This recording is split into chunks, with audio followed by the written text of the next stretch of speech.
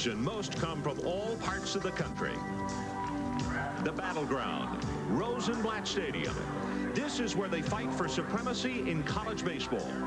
And a dramatic moment in 1987, LSU versus Stanford. Tigers leading 5-2, bottom of the 10th. Paul Carey at the plate. Fastball hit high in the air, deep to left field, way back there, gone! A grand slam homer!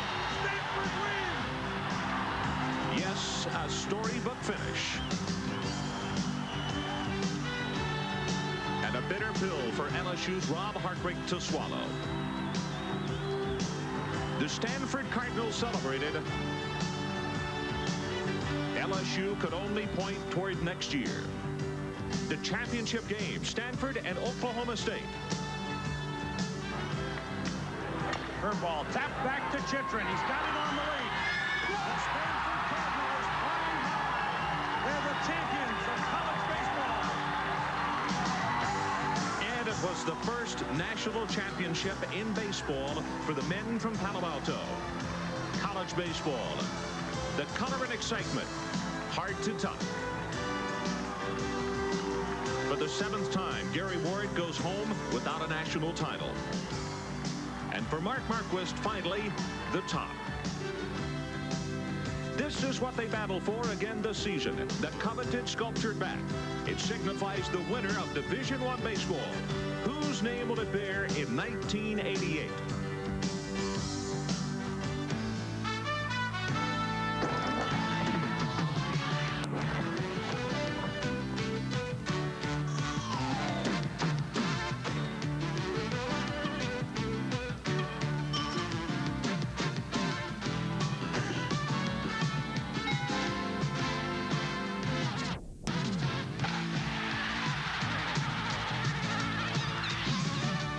The postmark says Baseball City, Florida. That's where we are tonight. Boardwalk in baseball in Central Florida. And this is the opening of the 1988 ESPN baseball season, featuring the Florida State Seminoles and the LSU Tigers. Hello, everybody. I'm Ron Franklin, along with Jim Cott. And tonight begins 13 consecutive telecasts of collegiate baseball around the country this year. And, of course, Jim, it points to one thing, and that is the culmination.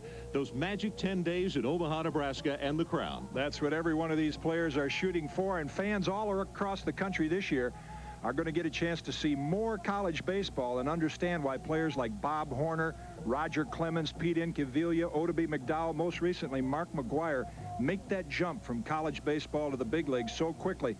Quality programs all across the country. 2 of them tonight.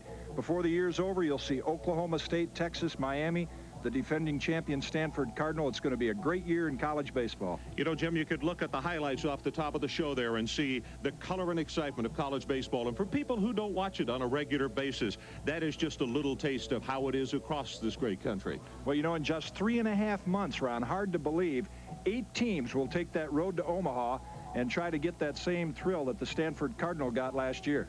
We got a dandy to kick it off here for the 1988 season. It is Florida State and the Louisiana State Tigers. We're going to take a break right now. When we come back, we'll preview tonight's ball game, looking first of all at LSU. Tonight's game from Boardwalk in baseball, the Louisiana State Tigers versus the Florida State Seminoles, is brought to you by Budweiser, proud sponsor of the 1988 U.S. Olympic team. This Bud's for you. By Nike, maker of the world's premier athletic shoes. And by Pearl Vision Centers. Nobody cares for eyes more than Pearl.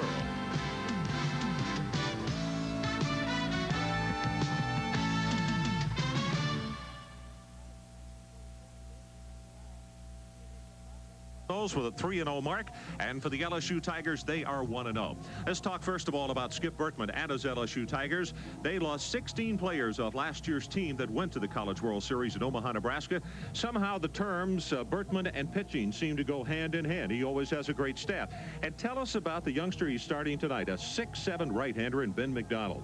Well, it might be the best pitching prospect that Skip Bertman's had in a long time, and that's saying something. McDonald has an explosive fastball, and surprisingly, one of his big pitches is a batting practice fastball. Gets a high percentage of strikes, kind of a modified changeup. He'll throw a sharp curve and an occasional split finger fastball if he's not getting his curveball over. What about the offense with the LSU Tigers? Well, they've got a first baseman, junior college transfer, Adam Terrace, to go along with Terry Bell, brother of Joey, and Richie Vasquez. A couple of pronunciations we'll work on there tonight, but these three guys will provide most of the offense for LSU. Mike Martin and the Florida State Seminoles, oddly enough, 16 of their 25 faces this year are brand new, of the same team that went to the College World Series. Clyde Keller is on the mound for him tonight, and even the Floridians don't know Clyde Keller. I think they will before he leaves Seminole country, though, don't you? Clyde Keller's fastball is not as fast as Ben McDonald's changeup. Clyde Keller will throw a palm ball, a modified screwball for a change, and a low 80-mile-an-hour fastball. But last year, the numbers you saw were the first game this year. Last year, he was 18-0 at Sacramento City College. And if they have the lead late in the game, they'll go to Rod Byerly, the big lefty. Alisea and Blackwell, those names are magic down here. Is there a better nucleus around in college baseball, Jim? Well, Barry Blackwell is a great leader behind the plate as well as an offensive threat, and Edwin Alisea might be the best player that Mike Martin has ever coached. So it's the Florida State Seminoles and the LSU Tigers tonight in the opener of the 1988 baseball season on ESPN. These two teams have always played well on national television. We'll see if that comes true again tonight in just a moment.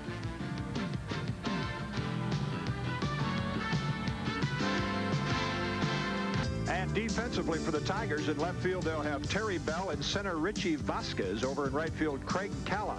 Around the infield, Chris Mook at third, Keith Osick at shortstop, Andy Gailey at second base, Adam Terrace over at first, and behind the plate, Mike Bianco. And on the mound right there, Ron, you're looking at the big right-hander, Ben McDonald.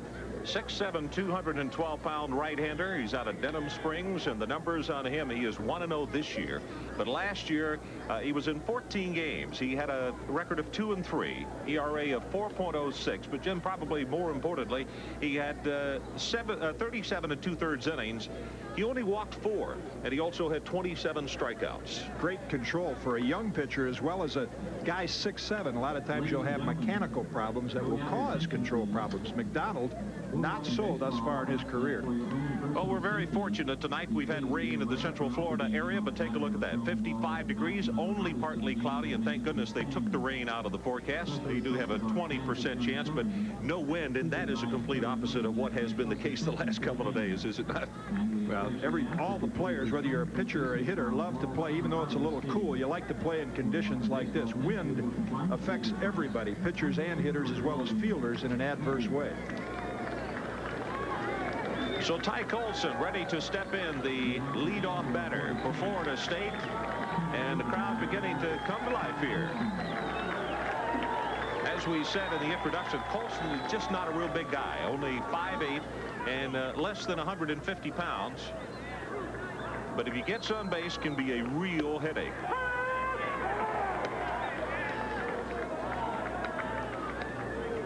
McDonald jumps out in front with a strike called, 0-1.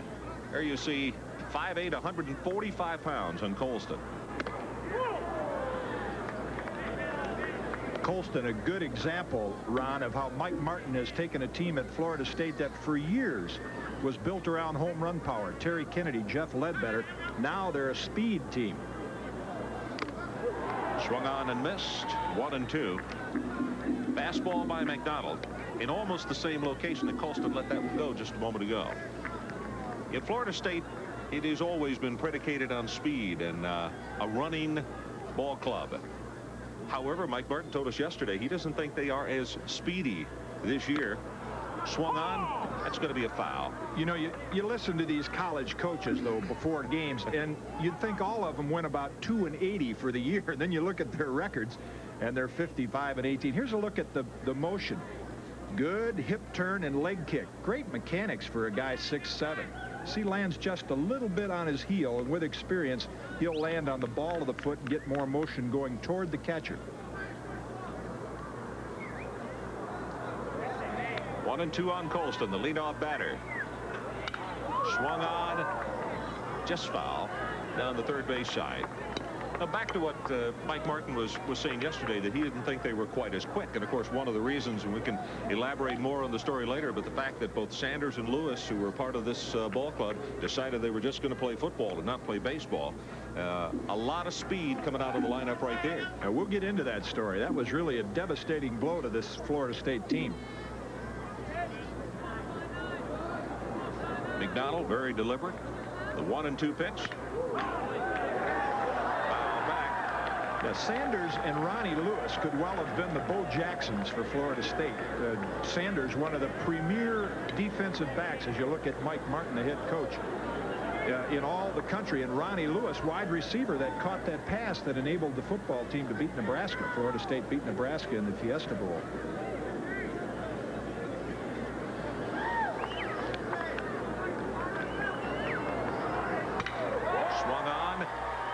Lined into center field. Vasquez draws a beat on this one, and there's one away.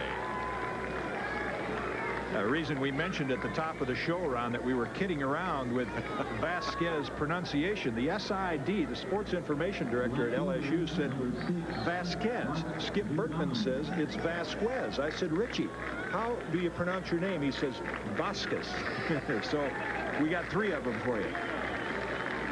Vasquez makes the first out of the evening. That brings up Mark Giordano, the left fielder. Strike called.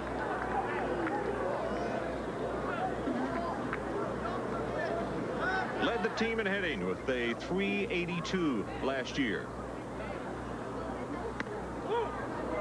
Curveball away. Evens it up at 1-1.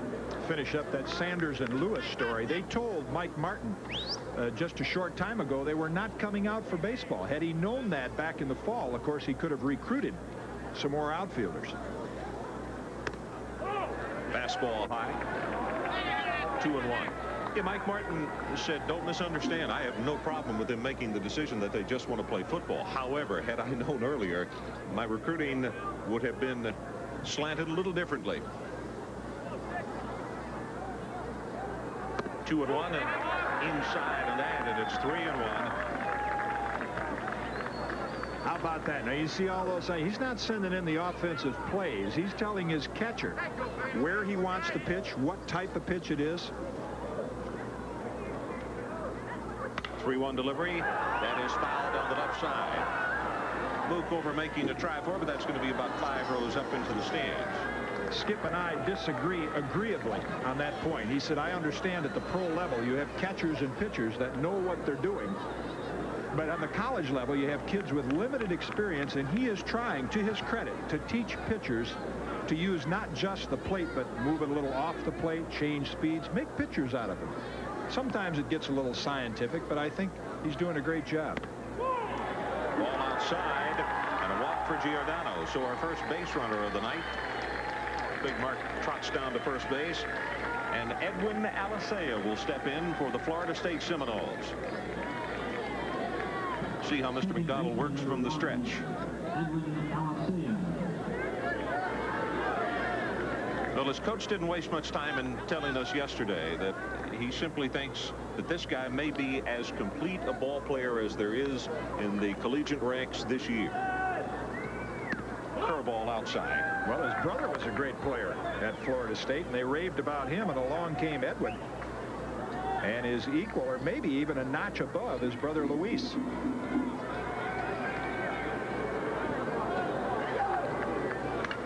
Pitch, foul back. Size of this stadium, or the dimensions of this stadium, and Jim Gott, you made an interesting observation. This, of course, is the spring home of the Kansas City Royals, but it is built identically to the stadium that they play in up in Kansas City. Yeah, which is a tremendous advantage for the Royals. I'll tell you, as the big league teams come through here this spring, you get a look at the stadium there and the dimensions you just saw. They're going to appreciate what a great facility this is for Major League spring training. 1-1 pitch, going to be high for a ball. This is a gorgeous complex. You know how many? I'm sorry. You know how many pitching mounds they have in this complex for the Royals, for their minor leaguers and their major leaguers? 49 pitching mounds. Skip Urban probably fall in love with this place. Take his Olympic team here. 2-1 to Alisea, and that's fast strike in the outside corner. It evens it at 2-2. The infield, in case you're looking at your television set at home and wondering why, if there is a little difference as far as texture between the infield and the outfield, good reason, because it is artificial on the infield side and it's natural turf in the outfield.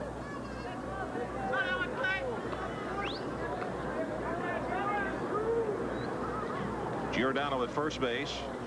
2-2 pitch, round ball up the middle. Gailey tosses to Osick and over to first to Terrace and the double play. So the LSU Tigers out of the first inning with the double play. And as we go to the bottom half of the first inning, no score.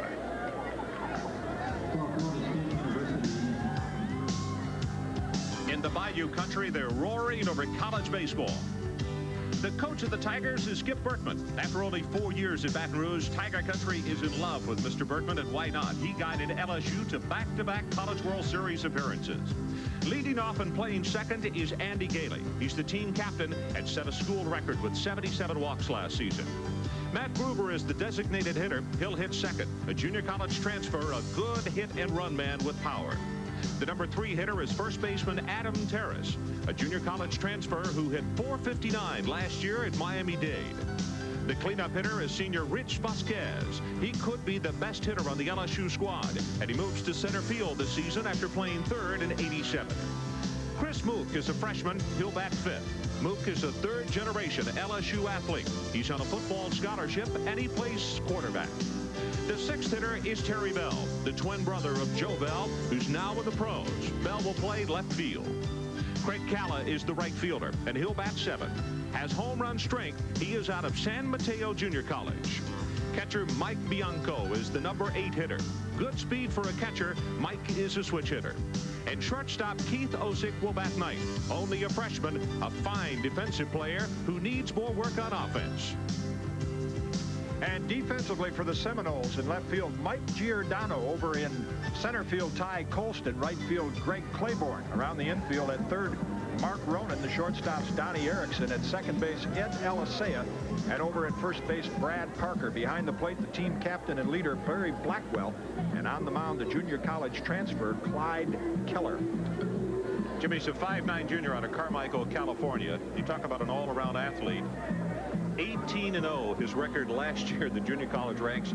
His ERA was 1.08, and amazingly, you know, he's got a good arm, so he can play the hot corner, but they played him at third base also because he could just hit really well. A 354 average when he played the infield. Most of the time when you see a youngster like this, 5'9", 157 pounds, that is an outstanding pitcher, he seems to be a great athlete at other positions as well. Of course, McDonald is a great basketball player, so he too a fine athlete. Andy Gailey leads it off, and as you heard us say just a moment ago, 77 walks on the season last year. That was a record. Keller starts him off with a strike, so obviously he is a very selective hitter, very disciplined at the plate. Slider outside and low, 1-1. He will take a lot of pitches, you mentioned, Ron. He will be very patient, make the pitcher go to a deep count. High fastball that takes it to 2-1. Gailey went to high school in New Orleans. In fact, the same school that I think LeGrand Orange, Rusty Staub, and also Will Clark went to. Pretty good company right there.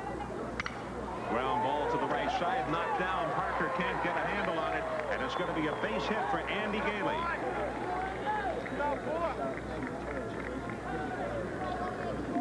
So Andy Gailey with a base hit to the right side. Parker knocked it down but couldn't secure it, and Clyde Keller is greeted with a base hit here in the bottom half of the first inning. You see right there a good effort on the part of Brad Parker, but just before that he made a slight step toward first base before he broke for the ball. Didn't quite get to it, and Gailey has an infield hit. Matt Gruber, the designated hitter. Good power on this young man, and Jim, when they were taking batting practice just a moment ago, he was sending the ball deep into right field. And we don't have that much wind tonight. In fact, that flag out there in right field is limp right now.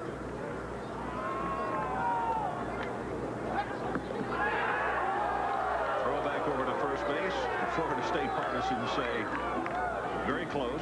Boy, good pickoff move by Keller. Quick feet, which is what you need as a pitcher, a right-hander, to have a good pickoff move.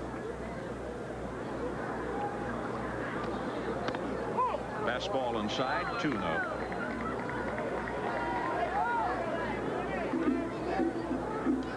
Bertman has Groover hitting in the second spot as a left-handed hitter for a reason. He will not steal a great deal, Skip Bertman, but a lot of hit and run. And right now, of course, the hole between first and second wide open. Did he hold up? The appeal says strike. 2-1.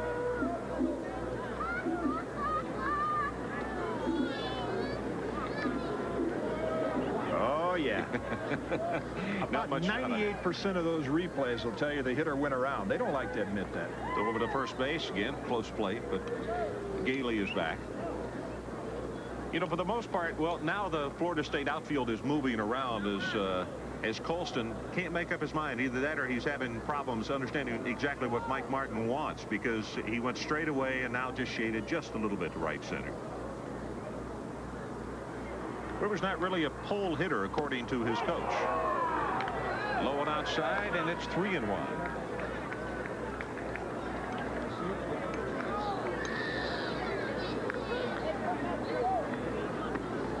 Great night for baseball. A cool evening, 55 degrees. Pretty good crowd on hand tonight here at Boardwalk and Baseball. Fast strike. That'll put it up at 3-2. In fact, noticing Greg Claiborne out in right field, it continues to move around and jog in place, and also continues to loosen his arm. Smoke Laval, the LSU Tiger third base coach, flashing some signs. 3-2 pitch, and he walks him. So the LSU Tigers, the runner in scoring position in Gailey at second base, nobody out, and that will bring up Adam Terrace, the first baseman.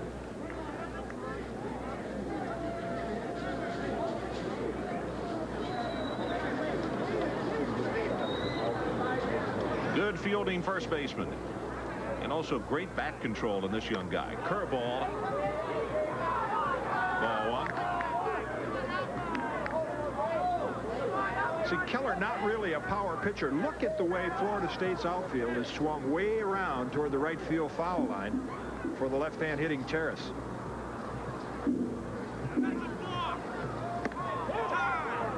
Outside, ball 2. Well, we had a quick balk call right there, Ron, by the third base umpire, Scott George. So with the balk, Gailey goes to third base. Groover heads down to second base. Still nobody out, and possibly some jitters for young Mr. Keller, as Blackwell has gone out to the mound to talk things over with him, maybe try to calm him down just a little bit. Let's see if Keller did it. Oh, I see. He made just ever so slight a double stop. The rules say you come to a stop, and then you have to go, you know, either to the base or home. And what Keller did is he came, I mean, that was really picky. He came to a set. See if you can pick it up. I mean, it's tough to pick up even in slow motion. Now he stops. Now,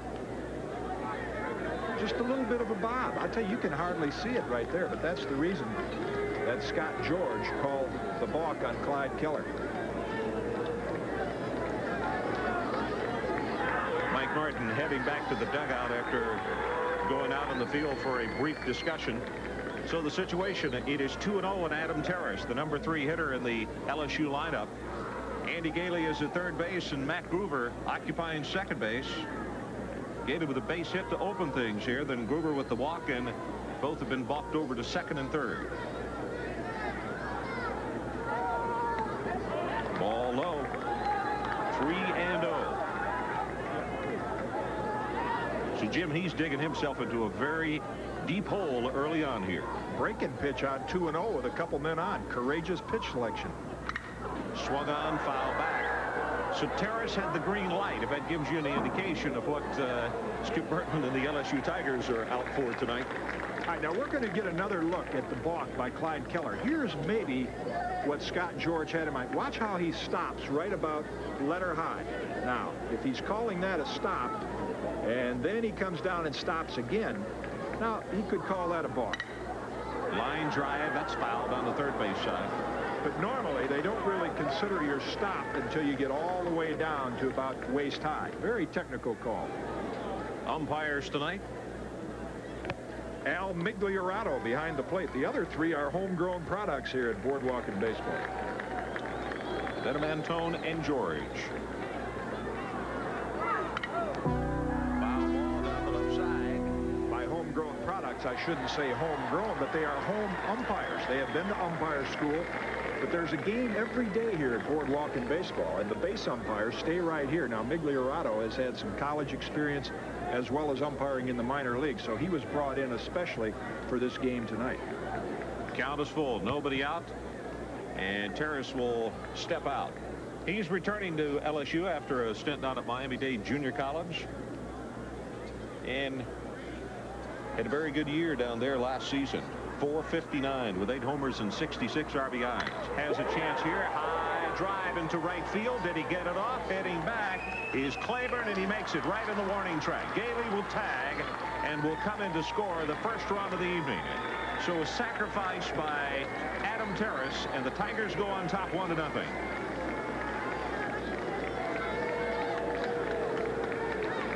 Around last year, the Tigers had a first baseman named Pete Bush. He's sitting on the bench right now. Here's a good reason why. Adam Terrace. Now, that's a pitch up in the strike zone. Most left-handers are low ball hitters. And boy, he got his hands in the barrel of that bat out in a hurry. Most ballparks that these kids play in during the year, that's going to be a home run. LSU on top 1-0 as Rich Vasquez steps up to the plate. Curveball for his strike.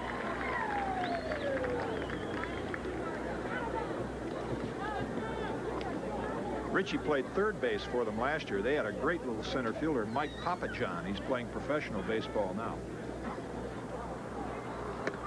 Swung on and missed. You know, I was just about to make the point, and he did it right there. The one thing that Skip Bertman said that he is guilty of doing is he's got great instincts. He's a very good hitter, but he is guilty of overswinging a lot of times. You see right there, that ball's by him, and Keller's not a power pitcher, but Vasquez has a long, slow swing. Great pitch right there as he tried to bait him with that curveball in the outside corner, actually in the dirt. 1-2. One man down. LSU has gone on top by a score of 1-0 over Florida State here in the bottom half of the first inning. Swung on, slow grounder. That'll be foul just to the left of third. Interesting you say curveball, which I would say the same thing looking at it here in the monitor. I was talking to Barry Blackwell. Keller, his only breaking pitch is a palm ball. Now watch the way that ball breaks. It breaks just like a curveball with that over kind of a tumbling spin, but that's his palm ball that's been so effective for him. In fact, fastball inside, just missed. Leaving it at 2-2. What did Mike say yesterday, that by the time he throws his palm ball and at another pitch, that the fastball is going to look like it's going 90 and it's actually going 81 miles an hour. Exactly. Swung on, lofts a high fly ball into center field. Colston draws a bead on this one, and he's got it. Tagging up is Gruber at third base, and he will come home with the second run of the inning for the LSU Tigers. It's a baseball oddity right there. Very, very seldom do you see a team score 2 runs in 1 inning on sacrifice flies. Brings up the number 5 hitter, Chris Mook. Third-generation athlete at Louisiana State University, and the youngster is not even on a baseball scholarship. He's on a football scholarship. And next week, the baseball team will lose him partially anyway as far as practice time, because LSU will open spring practice, and he'll be over wearing football pads.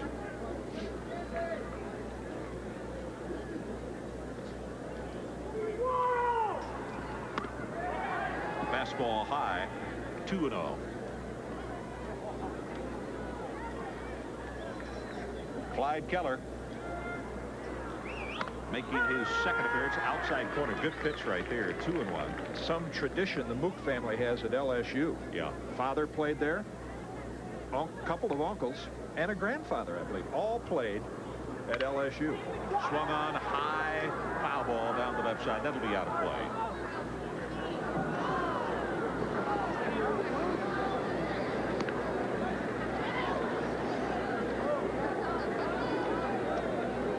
Grandfather 1940 through 42, then the father in 64, and as you said, 2 uncles. And here is Chris, and he is a freshman.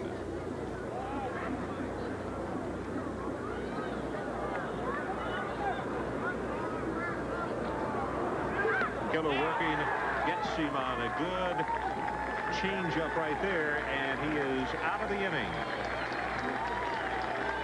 So for the LSU Tigers, they come up with a couple of runs on 1 hit, and they lead Florida State 2-0. Louisiana State University involving the third.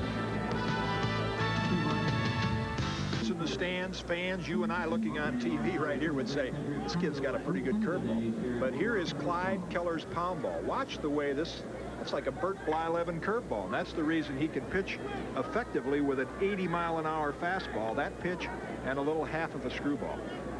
2-0. LSU has gone on top. We're going to see Blackwell, Donnie Erickson, and Greg Claiborne in this inning. Actually, I called that a changeup, but boy, palm ball.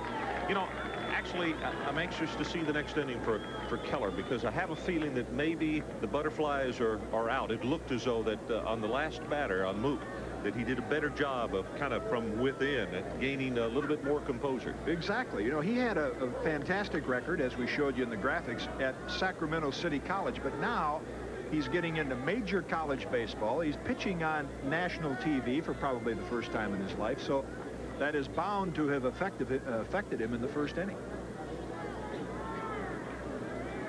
Top of the second inning, Barry Blackwell, All-American catcher. This is his 4th year as a regular, if you can believe it. Fastball outside. For those of you sitting at home wanting to know just how fast can the 6'7" gentle Ben McDonald bring it, his coaches say 90 and in the low 90s.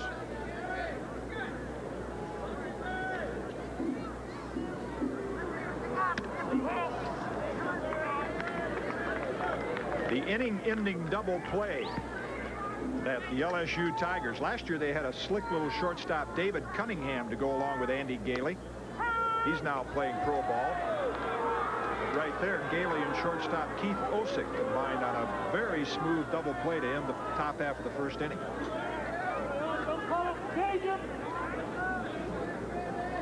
The 2-1 pitch swung on and missed. 2-2.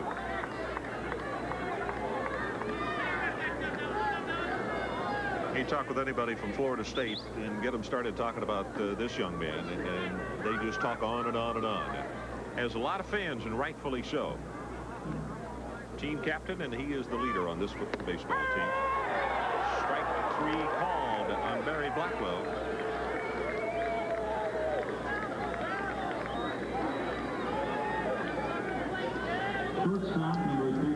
Might have been, Ron, that might have been a little bit of the pitching strategy, calling the pitches by Skip Bertman. See, he's got the charts from last year's College World Series. What counts these guys swing on, what they take on. He caught Barry Blackwell looking at a fastball right down Broadway. Curveball high on Erickson.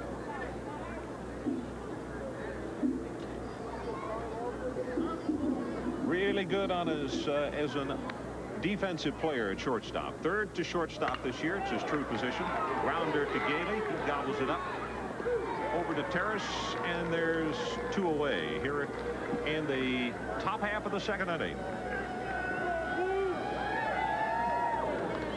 As you're looking at Ben McDonald, you know, everybody is wondering. They begin to talk about his Grand Slam homer in the College World Series that he threw up last year, almost like Ralph Branca's home run to Bobby Thompson. But Skip Bertman said, don't worry about this kid. He is a national punt, pass, and kick champion, pitched Little League championship games, Final Four basketball player. He's got his head right where it ought to be. Well, that's a super fastball right there. And with that kind of location, it's going to be tough to stop if he can maintain that.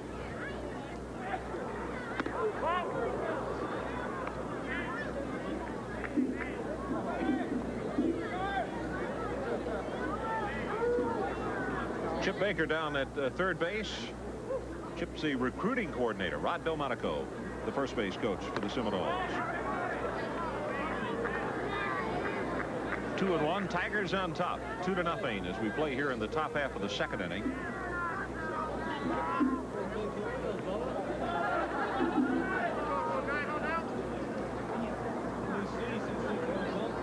Straight away and not too deep.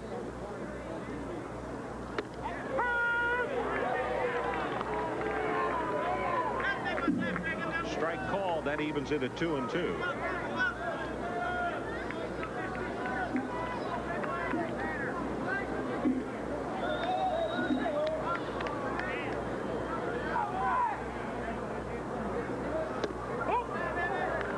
Tried to tantalize him with that one right there, Jim. Down and inside. It brings it full to 3-2. So Blackwell started off the inning with Paul strike 3. Then Erickson grounded out to Gailey at second base, and Greg Claiborne here with a full count 3-2 pitch. Grounder to Osick. Over to Terrace, and the Tigers are out of the second inning. No runs and no hits, no errors. And as we head to the bottom of the second, Tigers on top by 2.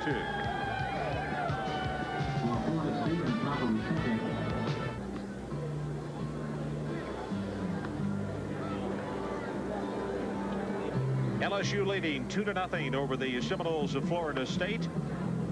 You talk about great tradition as far as a baseball school. That's beautiful right there, the Ferris wheel here at Boardwalk and Baseball. Take a look at the Seminoles right there, Jimmy. Well, I tell you, Mike Martin took over for the late Dick Hauser. Dick coached just 1 year at his alma mater, and then, as you see before that, Woody Woodward. What a great baseball tradition and great quality people they've had at Florida State over the years. Terry Bell, the left fielder, will lead it off here in the bottom half of the second inning for LSU. Swung on, ground ball, and it's a base hit to the left side. So Terry Bell on with a leadoff single here in the second. I said I thought that Keller might calm down just a little bit. But Bell made sure that he didn't get off to a real smooth start. Well, you see right there, quick hands, using that lightweight bat. Terry Bell with great strength and quick hands, waits till the last minute and really gets the barrel through in a hurry. Just hit the ball on the ground, but a perfect spot between third and short. Right fielder Craig Calla, next hitter for the LSU Tigers.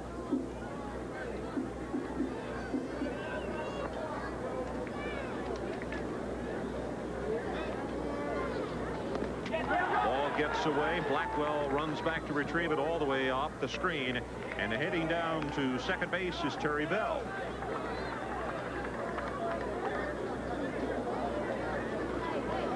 Ron, Mike Martin is sending the pitches in to Barry Blackwell. Now, right, oh, it looked like maybe he crossed him up, but he did not. Blackwell did his best that he could to get the body in front of the ball. That's about all you try to do as a catcher, is just throw your body in front of the ball, but it hopped up and hit the mask and hopped away from it. Craig Calla, who hits in the number 7 position. Big, strong guy. And the coaches say very capable of hitting the long ball. He's got a runner in scoring position right now in Bell at second base.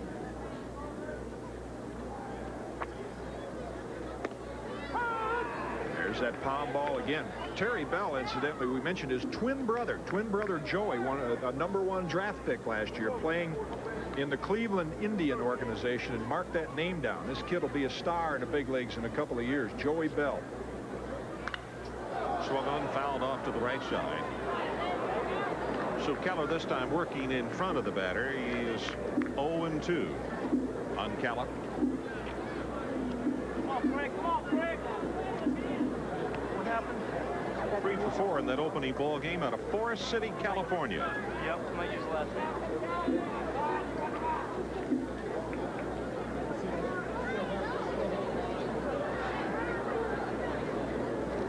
Fakes a throw back to second base. Nobody moving. Neither the second baseman or the shortstop.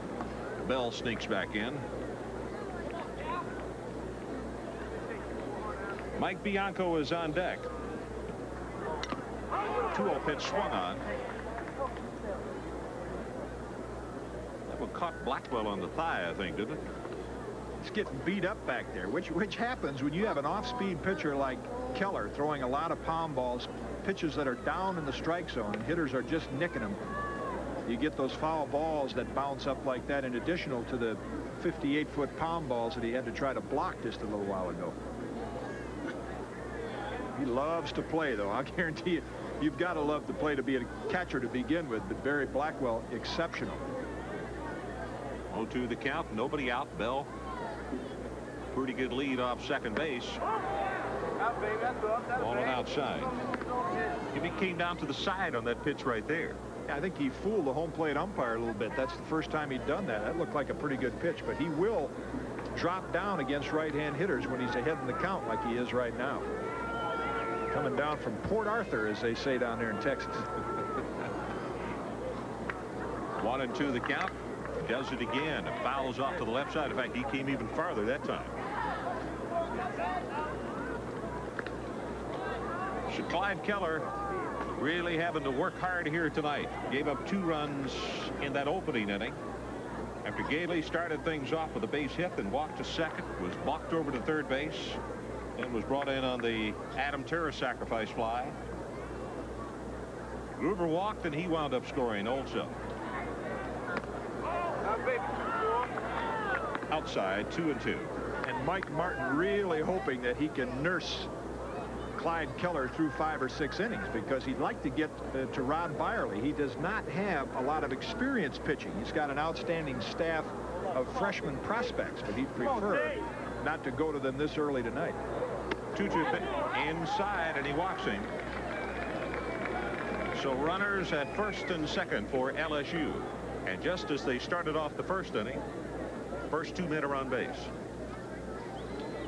Pitcher number 5, Mike Bianco. Mike Bianco, the catcher, steps in.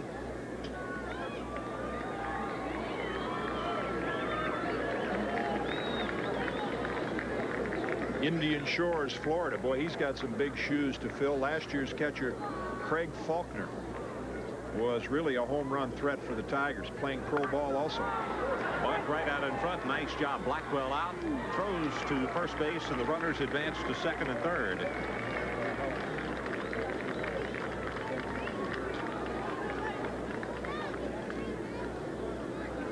Talking about the new turf here at Boardwalk and Baseball, Ron, it's Omni turf. Now watch how quickly this ball stops. You see, almost like a soft pitching wedge hitting the green in golf. This has a sand base to it, this turf. Much easier on the legs and the knees, and the ball is not as quick off this turf as normal AstroTurf. Example of it right there. 1 down as Keith Oelsing, the shortstop, steps in. Real good defensive player, and he is, as the coach's term, needing work on offense. He's got a golden opportunity right here.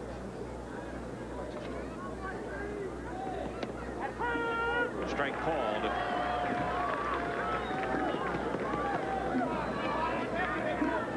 Just gotten a note from down the way that Byerly has gone to the bullpen.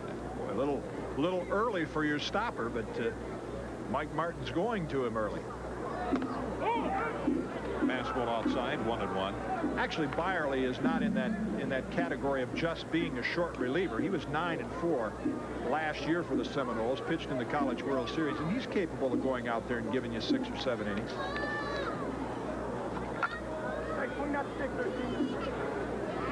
Keith Oelsing, and he's going to step out right here. Runners at second and third. Bell occupying third. Calla down at second. On a really nice job by Bianco on the sacrifice. The 1-1 pitch, and he dips down deep again, Jimmy. 1-2.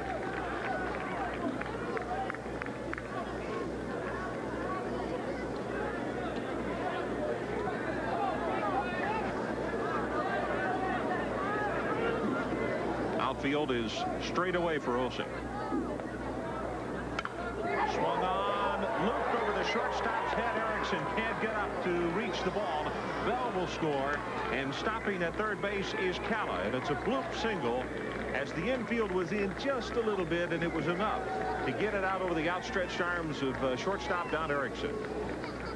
You mentioned the good play by Bianco. Great fundamental baseball early in the game. As you see, Keller dropped down low, now just off the end of the bat, but the infield has to play in here with the man at third base. If Bianco doesn't bunt them over, they're playing normal depth, and that ball's an easy out. So Bell scores, and LSU goes on top by a score of 3-0. And Mike Martin heading out to the mound as Blackwell had already gone out to visit with Clyde Keller. So far, we've seen a real good example of LSU playing good fundamental baseball. I mean, you call it fundamentals. It's not really pure fundamentals what they did in the first inning, but their hitters getting pitches that they could get in the air and get sacrifice flies. Now in this inning, of course, Bianco with the key sacrifice bunt that enabled the runners to move up and forced Martin to play his infield in, and that gets him an extra run. You know, one of the things that Mike Martin mentioned yesterday also is the fact he said we cannot afford to get down 4 or 5 runs, particularly early, because offensively, this early in the season, we'd have too much of a hill to climb. So at the top of the order, Andy Gailey steps in. Bottom of the second inning, Gailey led off tonight's ball game with a base hit. Plus, Ron, he does not want to get down to LSU because he knows that Skip Bertman, you know, the pitching guru of college baseball, has got deep pitching over there in that first base dugout. Calla's the man at third base. Keller fakes the throw over to third.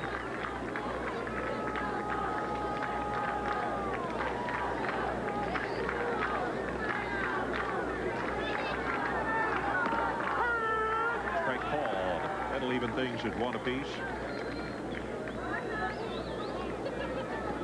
Gailey looking down at his third base coach, getting the signals. See what Skip Bertman wants to come up with here. 1 down, bottom of the second, strike in the outside corner.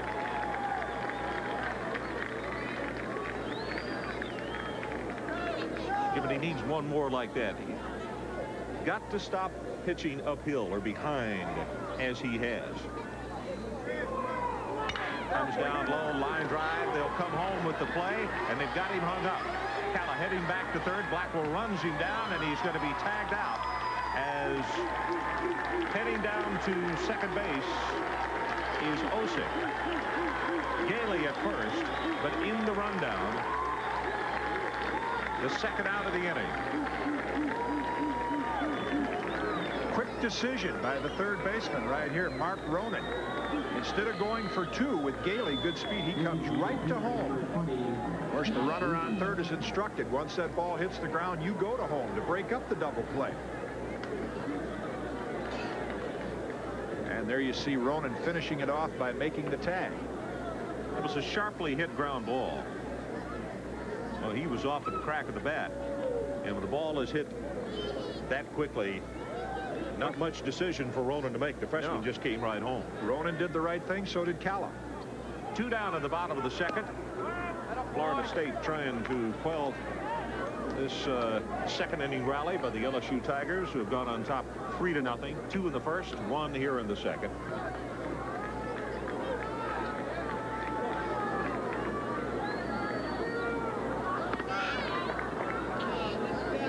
Outside and high. 2-0 on Matt Gruber. Matt walked his first time up. He wound up scoring after he was balked over to second base.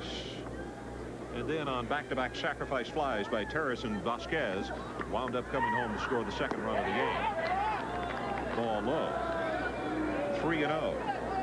And again, it is Keller working from behind rather than staying in front of the batters. Andy Gailey at first base.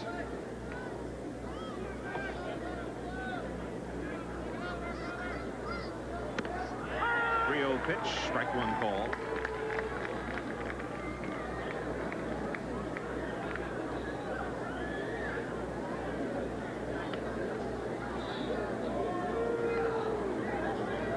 fielder Ty Colson again, just a little bit of a swing into right center, swung on and missed, and that'll bring it full at 3-2.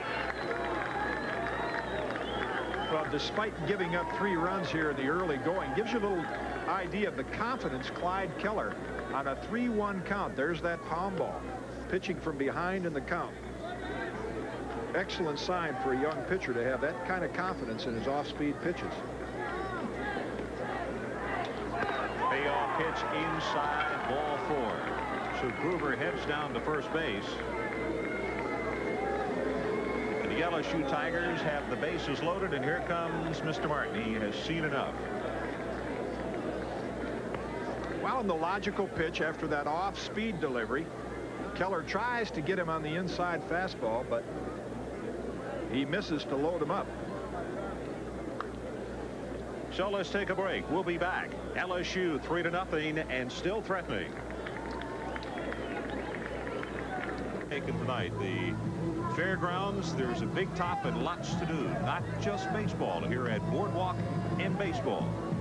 Well, I'll tell you, that's fun to sit around with a bunch of baseball buddies that really love this game and play a little sports trivia. You know, who played what back in '24, and there's some great trivia experts out there. Hey, you're looking at Rod Firely. And Ron, he did a great job last year for Florida State. 9-4, and as we mentioned, pitched in the College World Series. He's pitching tonight very close to home. Grew up in Orlando, Florida.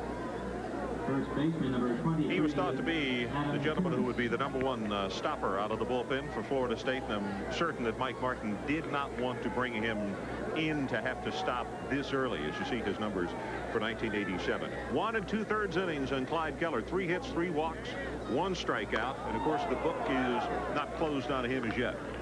Adam Terrace steps in, greeted by a high fastball. Bases loaded for Adam Terrace. He had a sacrifice back in the first inning.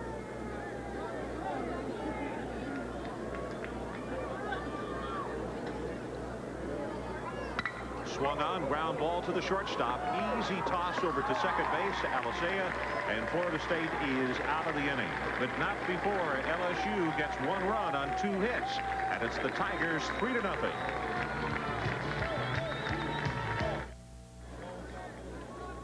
Three to nothing. The LSU Tigers have jumped on top in this one as we go now to the top half of the 3rd inning. There's a little trivia since you were talking about sports trivia. You see right there, you begin to see the number that the Seminoles are wearing on the back of their cap, number 34. And what is that for? It's in honor of the late Dick Hauser. Of course, a coach and the first All-American that Florida State ever had. Buddy Cribb, the designated hitter, opens up things for Florida State, who have been handled in regulation so far. 3 up, 3 down, and 3 up, 3 down in the 2nd inning as well.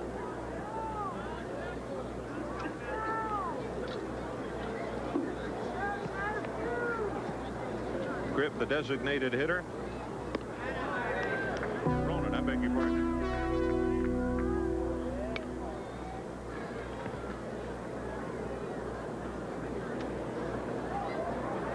Talk about breaking into the lineup, Ron. You know how this kid did it. At a practice a couple of weeks ago, Mark Ronan hit a line drive that almost stuck in the ear of Mike Martin. And I mean, everybody, we laugh about it now, but everybody it was not a joking matter at the time. You're exactly right. He threw a ball. He was behind the plate. They were going through a drill. Mike was standing out beyond a gentleman on the mound, and it hit him right in the ear. 22 right, it was a thrown ball. Yeah, it was a thrown ball. 22 stitches later, and they said it knocked him unconscious for a second. He said, I was trying to be a tough guy, hopping right back up as the ground ball hit right back to the middle, toss over to first base. And Ronan is out with his first attempt of the evening. Not often you do that to get yourself in the lineup, but ironically, the next day, Mike Martin put Mark Ronan in the lineup at 3rd base. They made a change here, if any of our fans are scoring along with us. Before the game, they had mentioned Buddy Cribb at the DH hitting in the 7th spot and Ronan 8th, but they've flip-flopped him right at the start of the ball game. Ball outside. This is Cribb, youngster we were talking about. Yeah, in fact, jokingly, Skip Berkman said to us as we walked up in the stadium tonight, he said, by the way, I've got a lineup change, which is death for all producers and folks up in the booth. Strike called. And sure enough, but it was not Mr. Burton, it was Mike Martin who did a last-minute change on us here. So Ronan batting in front of Buddy Cribb.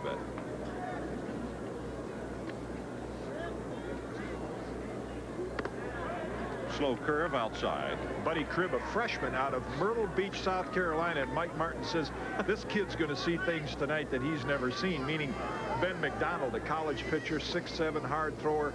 Cribb has not seen this kind of pitching yet in his young career. Swung on, and he has greeted Mr. McDonald with the first base hit of the evening. How do you do? And he says, who cares if I've never seen him before? I can hit him anyway. You know exactly what his coach said yesterday is this youngster may be in for a real awakening. Those were his exact words. He woke up in a hurry. Here's the look at Ben McDonald's high leg kick in the motion. Number 19, Brad Parker. And the fastball up in the strike zone. I saw the little bit of the turn of the hand of McDonald, and I think that was what he calls his batting practice fastball. Strike called on Brad Parker, the big first baseman. Parker, excellent strength, can hit the long ball, and he is an excellent first baseman. That's the reason he won the job from a regular. We mentioned that term batting practice fastball. And of course, years ago, you just talked changeup. But nowadays, pitchers will take just a little bit off of their fastball and throw what they call that, here it is, hit me, fastball, and it's become a very effective pitch. Freshman out of Tallahassee with a good ripple on that one. 1-2. This one, however, was not Ben McDonald's batting practice fastball. This one right here was his blazer. Look how this ball gets past Parker. Swung on, lofted into center field. Vasquez is there to make the catch, and there are two down here in the third. So Vasquez with the second put out for himself tonight. We go back to the top of the order. Ty Colston. Ty Colston.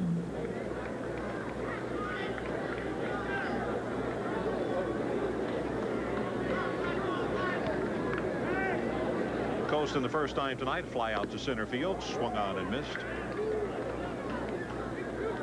You made a good point about Mike Martin not wanting to fall behind. Another reason is when you rely on speed like Alicea and Colston, when you fall behind, it takes that running game out of your hands quite a bit. Well, it really does.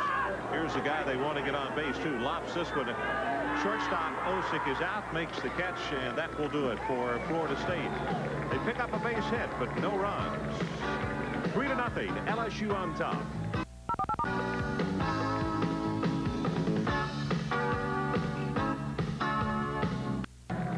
LSU with a couple in the first, one in the second, and they have gone on top 3-0. You think catchers aren't a little bit different? Matt Clemens, a backup catcher for the Seminoles. I don't know who's got the better of the haircuts, the mascot or Matt. Matt looked like he was the one that Ronan hit in the side of the head with that thrown ball. Center fielder number 17, Rich Vasquez.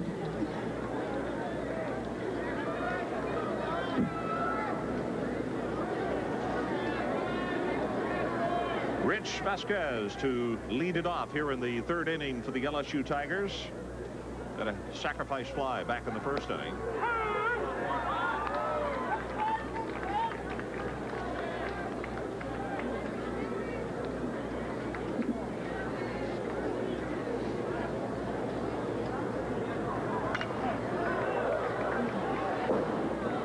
Fouled out of play, and very quickly Byerly working in front of center fielder Vasquez.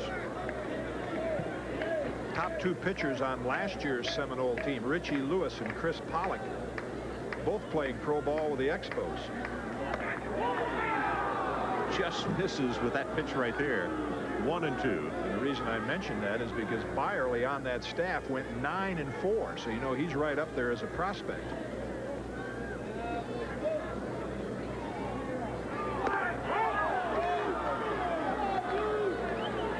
Two and two. Vasquez, I'm sure, took a deep breath on that one right there because it was close. LSU, the opening 2 innings, has gotten the first 2 men on base. Fouled off. Blackwell again takes one. He really has gotten pounded a lot early on in this game, Jim.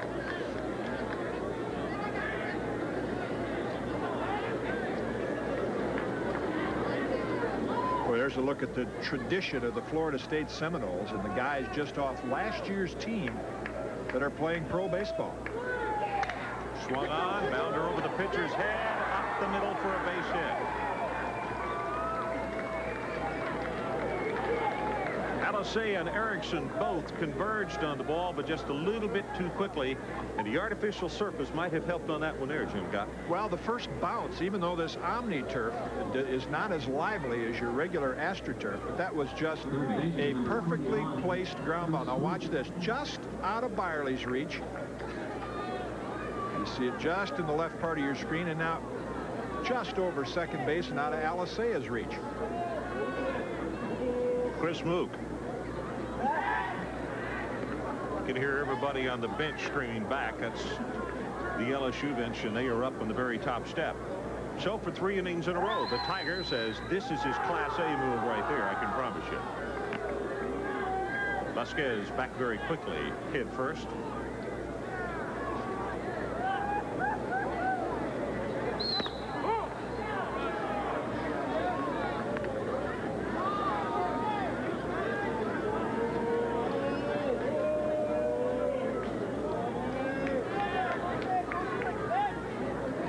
Mook, first time up tonight, struck out swinging. Another toss over to first base. As Florida State wants to make sure that they keep this one in hand. They're down 3-0. LSU with 4 base hits. 2 of the first, 1 of the second, and now 1 here in the third. Pitch is high for ball 2.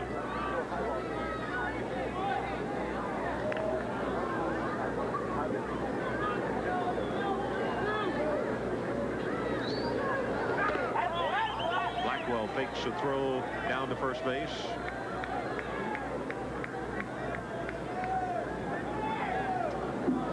Byerly working very deliberately. Not too long a lead over on first, but he throws over just to make sure. Most coaches start looking at what, 13 to 14 feet, and they're going to go over there real often, right? Well, with the artificial surface and you have the sliding pits, a pitcher will usually judge the runner if he gets that front foot out on the turf. He's gotten a little too far. And of course, your base stealers like Joe Morgan, who will be working with us here in the games on ESPN, the Morgans and the Brocks, Henderson, guys like that, they'll get that foot out on the turf, and they can still get back because they have that quick reflexes and blazing speed. This is Terry Bell. He had a leadoff single back in the second inning. Moved on down to second on a wild pitch.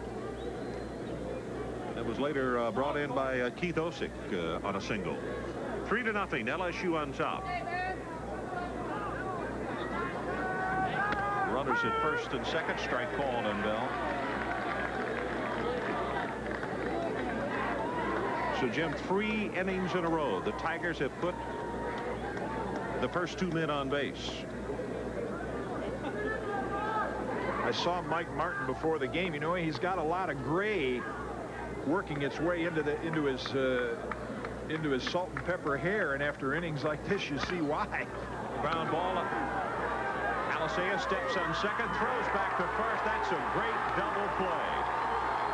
I'm not so sure that Byerly didn't get a little piece of the baseball, but still Alisea had the wherewithal and quickness to get over, pick up the ball, touch second, and make the double play.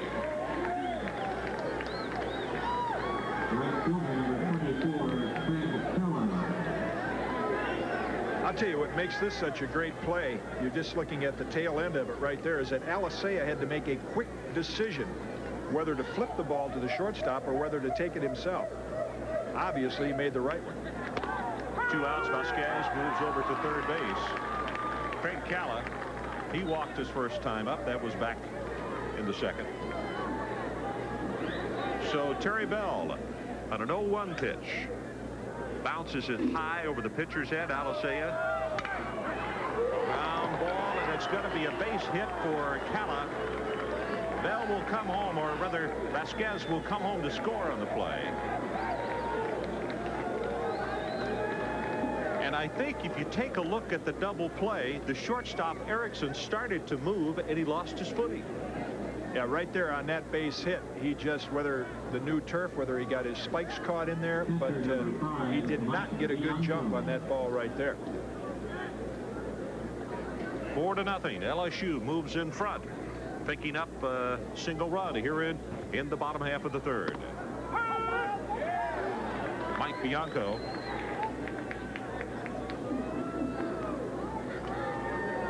Ball 1. He had a sacrifice back in the second inning. Swung on, line drive into left field, right at Giordano, and he's got it for the third out of the inning.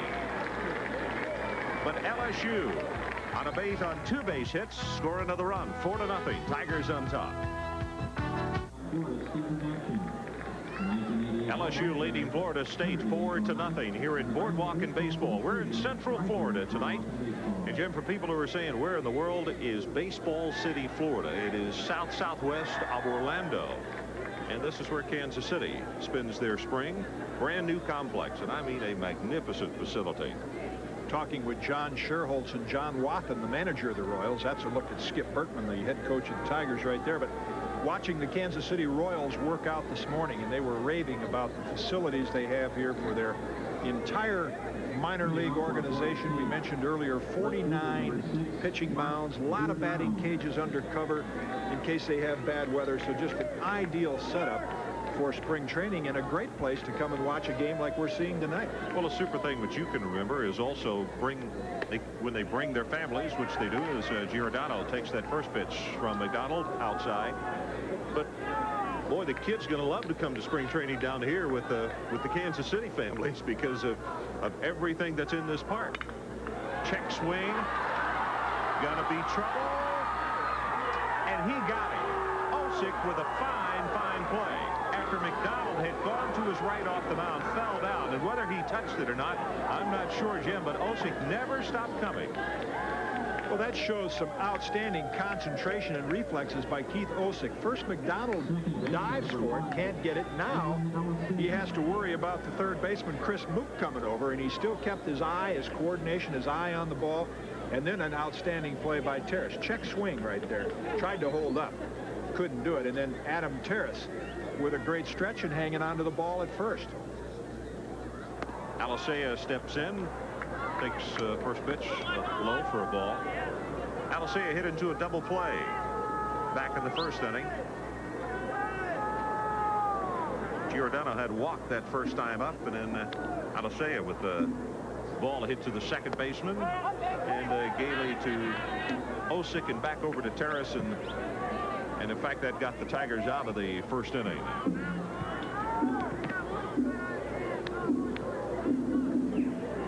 Ben McDonald, 6'7", only a sophomore. Swung on as the bat comes completely out of Alicea's hand. That is playable, I believe. Mook next to the tarp, and he makes the catch. McDonald is right on target, Ron. 45 pitches through the first 3 innings.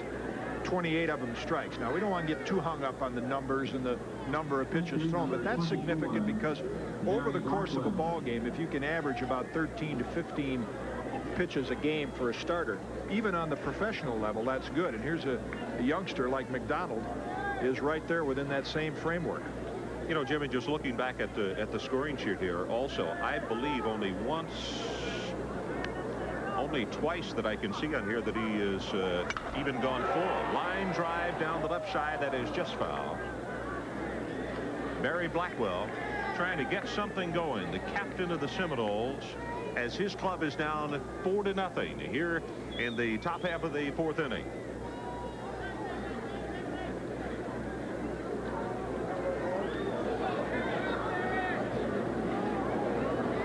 Donald shakes that first one off. In fact, in that shot right there, a good look. In fact, you could see his breath. We started off at 55 degrees, and here in Central Florida, it's supposed to go into the 40s tonight, I believe. Blackwell on the 0-1 pitch, grounds it to third. Moot with the long throw, and he's got him. So Blackwell is out, and so are the Seminoles. 1, 2, 3 in the 4th inning, and it's the LSU Tigers 4-0.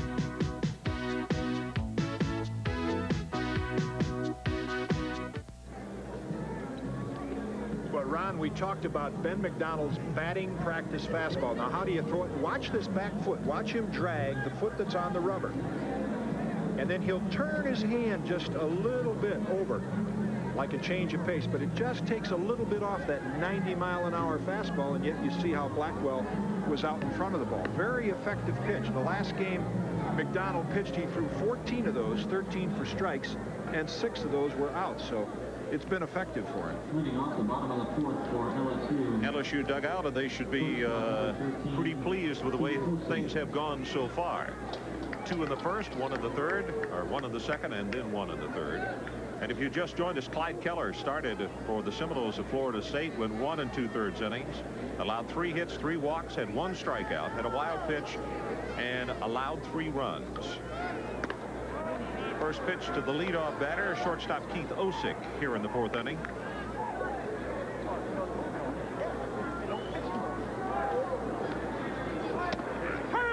Pitch in there for a strike call.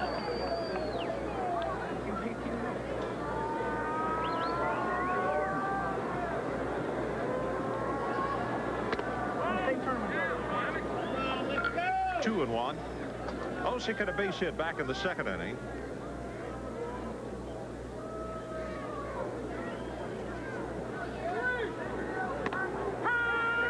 It's a strike called outside corner. Osick looks back at the home plate umpire on that one. Count is even at 2-2.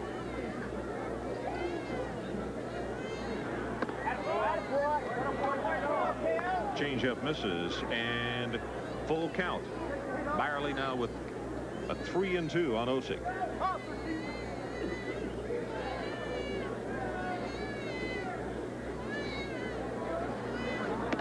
Payoff pitch outside. And Osick heads down to first base, so that'll bring up the leadoff man, Andy Gailey. As we look at Rod Byerly's fastball miss outside for ball 4, that is exactly an example of what has gotten Florida State behind 4-0 tonight. Clyde Keller early on in the game, the first inning, a base on balls, and probably more damaging, the balk that advanced runners to 2nd and 3rd.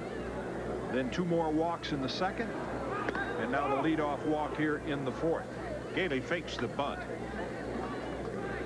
Pitch was outside for a ball. Yeah, you're right. The walk in the first inning. In fact, every inning now, not to be redundant, but every inning, LSU has gotten the leadoff man on. In fact, for the first 3, they got the first. They got it. Byerly with some kind of move to first base, and Osick is out.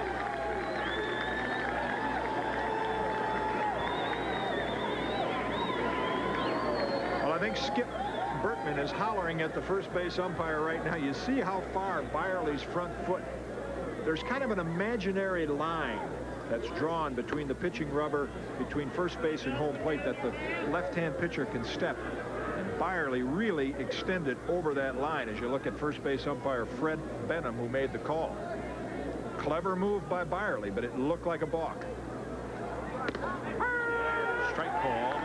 2-1 on Andy Gailey. So that leadoff batter who got on has been erased. Byerly picking off Osick.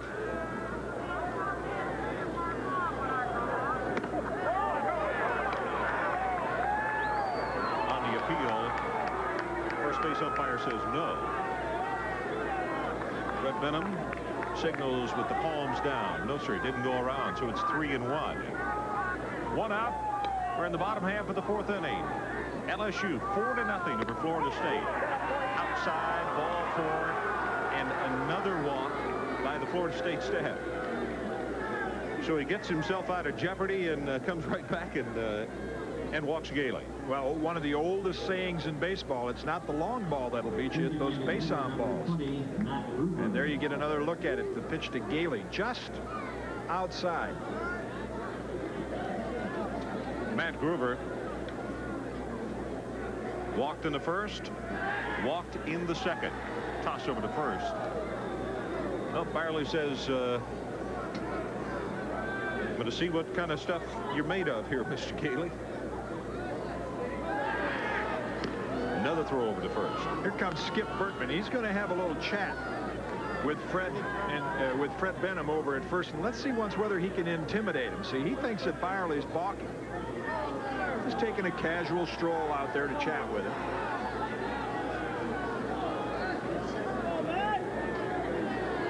I'm really surprised that they let him get away with it. Bertman just coming out to argue. I mean, the first base umpire's just got to say, hey, get back in the dugout. I'm calling the box over here. But he let Bertman just walk out, talk to him, explain his case. That is probably one of the toughest calls for an umpire to make, because as I mentioned earlier, there's that imaginary line that a left-hand pitcher is supposed to step. If you're going to throw to first base, you're told to step toward first base. If you're going to throw to home, step toward home. But all left-hand pitchers are taught to try to get as close to that edge as they can. Try to make it look like you're going to home, and then at the last minute go to first base, and that's what Byerly does. See, he's way this way, doesn't quite step toward first, and gets the job done. Now let's see whether Bertman has intimidated that first base umpire. Matt Gruber steps in, high for a ball.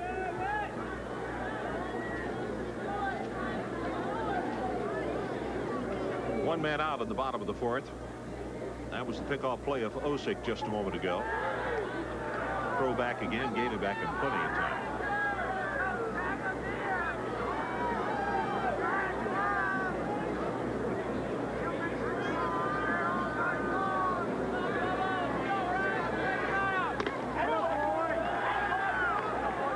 Byerly goes high with that pitch. He's 2-0.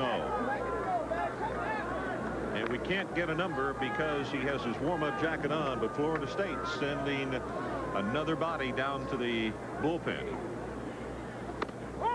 Ball 3. Now you're seeing what happens so often to left-hand pitchers when they've thrown over to first base and there's a left-hand hitter in the box. They lose that concentration a little bit, and when they do go to home, the first thing they pick up is the hitter. And they end up throwing 3 or 4 in a row out of the strike zone, which is what Byerly did. Instead of keeping your eye on the catcher, on the target, you have a tendency to, as you're looking from first base to home, to pick up the hitter. That's why a pitcher ought to make up his mind, look in toward the catcher, and then go to home. 3-1 pitch is high, and Gruber heads down to first base, and we're going to look over to the dugout, and here comes Mike Martin. 3rd walk of the inning by Byerly. Now you'll see right here his head, he's still looking at the runner at first base when he begins to deliver the ball. What a pitcher wants to do is you're looking at the runner and you make up your mind. You say, I'm going to make him stop and look him back a little bit, but I'm going to pick up my target and go to home. You can't do a little of each, and that's what Byerly's been doing. He's got 3 straight walks.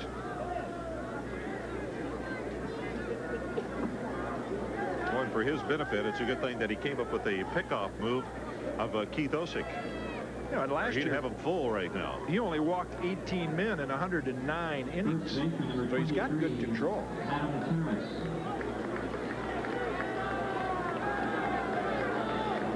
Adam Terrace, the first baseman, steps in, had a sacrifice, got an RBI back in the 1st, and then grounded out in the 2nd. Pitch on the way, locked it to left field. Giordano draws a bead on this one, back a couple of steps, makes the catch, and there are 2 down here in the 4th.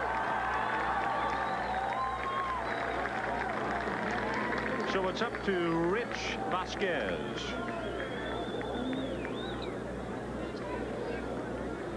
little idea why Adam Terrace has won that first base job away from Pete Bush. Now there's a good fastball from Byerly, and still Terrace with quick hands. He didn't pull the ball, but he really hit it with authority out toward left field. This ballpark not favoring the hitter. It's a generous park, and what breeze there has been tonight's been blowing in. Strike called, and Rich Vasquez, he had a base hit his last time up, wound up scoring a run.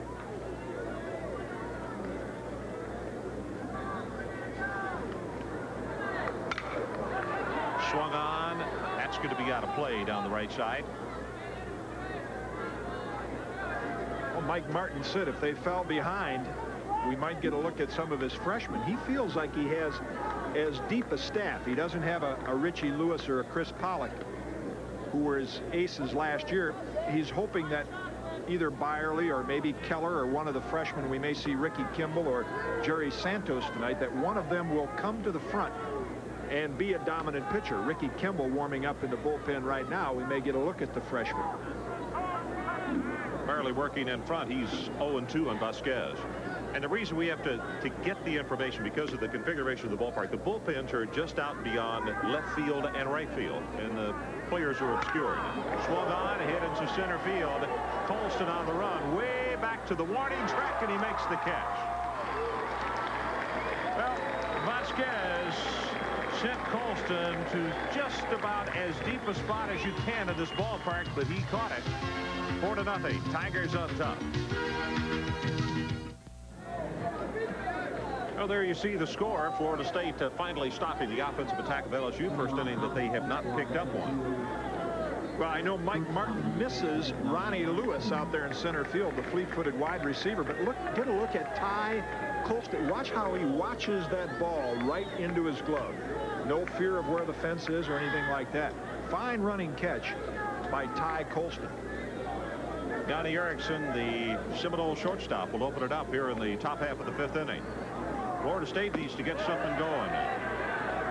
Low and away. Their biggest problem has been that 6'7" youngster out there on the mound by the name of McDonald. Boy, he doesn't look like this is early season, does he?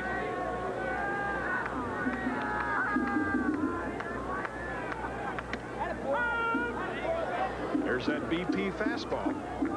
And a lot of guys in the big leagues are using that now. Tom Browning, a few years ago, won 20 games with the Reds, first rookie pitcher in 31 years to do it, and he very effective. You look at McDonald's strike ball ratio right there.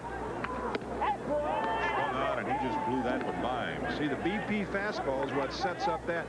I get kind of a kick out of that because scouts are looking all over the country for guys that can throw the ball 90+ miles an hour. You see that one get by Erickson. But then to teach them how to win, they've got to throw batting practice fastballs and changeups. 1-2 pitch. He gets it.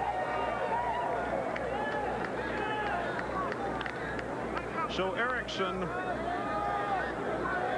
out swinging, first out of the inning, and Greg Claiborne, who grounded out to the shortstop his last time up.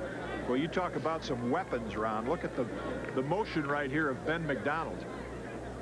And then that sharp curveball that he polished Erickson off with. Great mechanics for a kid 6'7". Swung on, line drive to left field. That's a base hit. Bell comes over to pick it up as Claiborne rounds first, and he'll come back. Greg Claiborne with a one-out single here in the 5th inning for the Florida State Seminoles. And that means Mr. Ronan, who grounded out his last time, bounced back to the pitcher. Steps in with a runner on board. It's only the second base hit of the ball game for Florida State off Ben McDonald. And the graphic that we showed you just a moment ago, only 52 pitches through 4 innings. That's unusually low for a young pitcher. Checks the runner, pitches outside.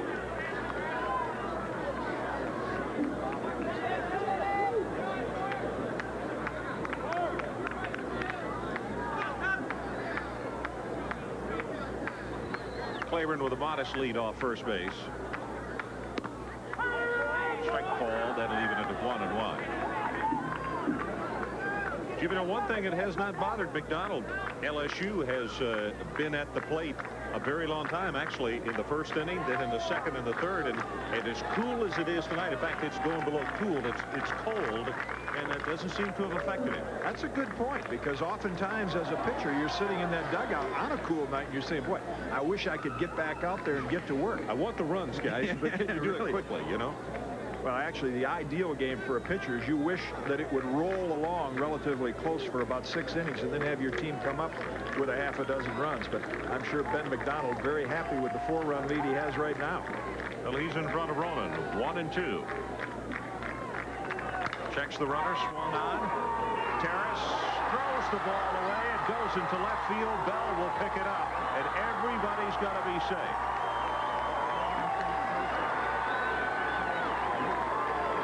Terrace just threw it away.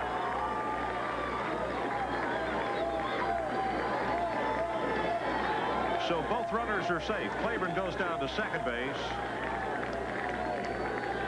And Ronan is on the error to the first baseman. Strictly a case right there, the Terrace wanting to make the double play so quickly. We're going to get a look at it. Now watch, he comes up. He doesn't look like he quite has a grip on that ball. Look at the fake by the shortstop. Yeah. Osick went on through the motion trying to get the base runner to hold up at second base, or to think that he was in fact throwing the ball. Good job by Bianco picking up that ball that hit into the dirt. And now we'll see how Mr. McDonald reacts under a pressure situation. For the first time tonight, Florida State with 2 runners on, a man in scoring position.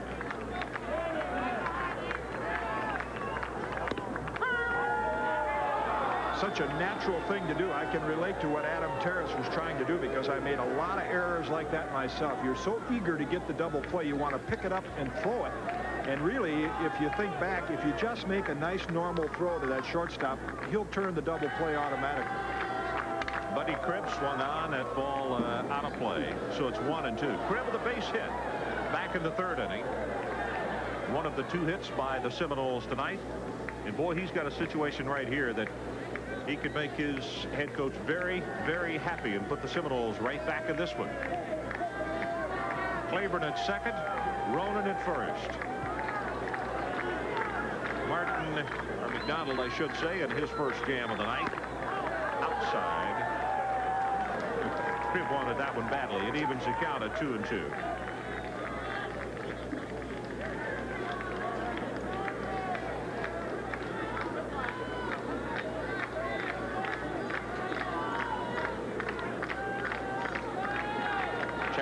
Claiborne at second base. 2-2. Hit down to Terrace. Bobbles the ball. Throws to Osick. He gets the runner at second. No play on Cribb at first base. So he'll be on with the fielder's choice.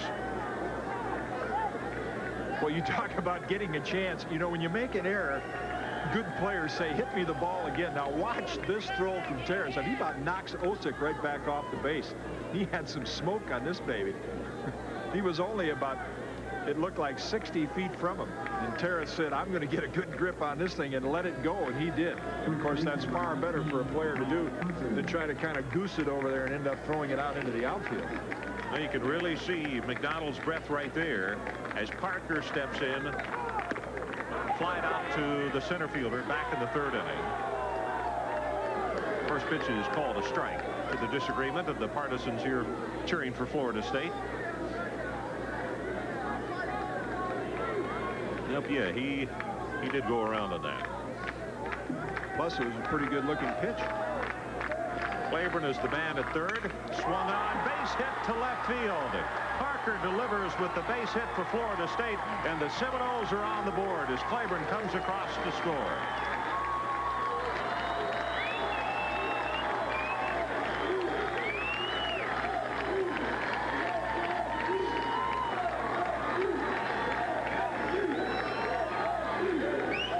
With a base hit through the hole, and it's 4-1. The LSU Tigers and the Seminoles still with 2 out, runners at first and second.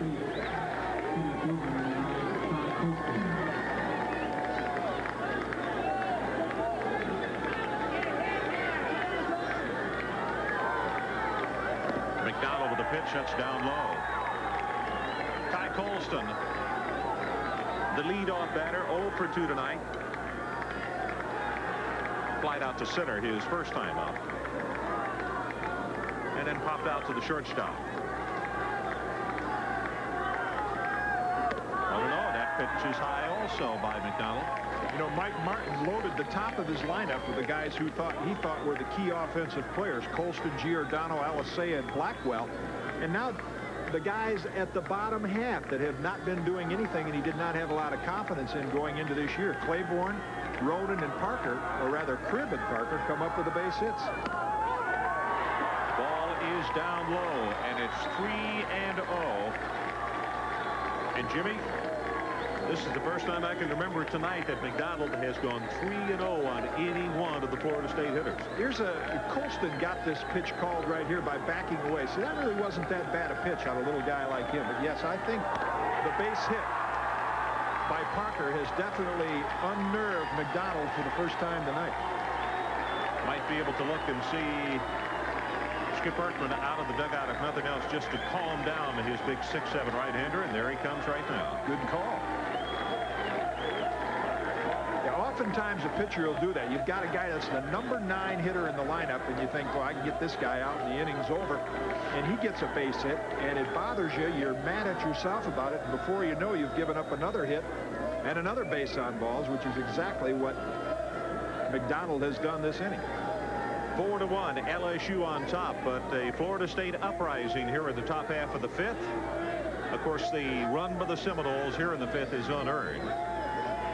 Mike Martin and his guys really couldn't care less, though. The fact that they are on the scoreboard, and just what Jim Koch said, that they have now unnerved Mr. McDonald to the point that he has walked a batter, and that is only, what, his second walk of the evening. He walked Giordano, but got out of it with the double play, which Alisea hit in back in the first inning. Right. So the powwow is over.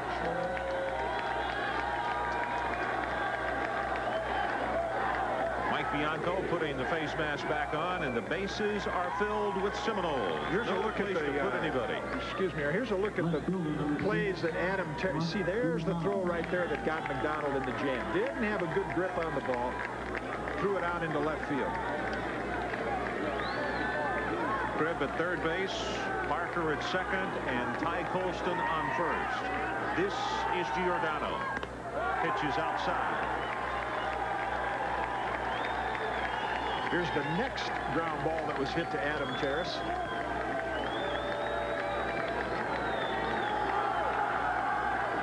Didn't get a chance to see that completed play.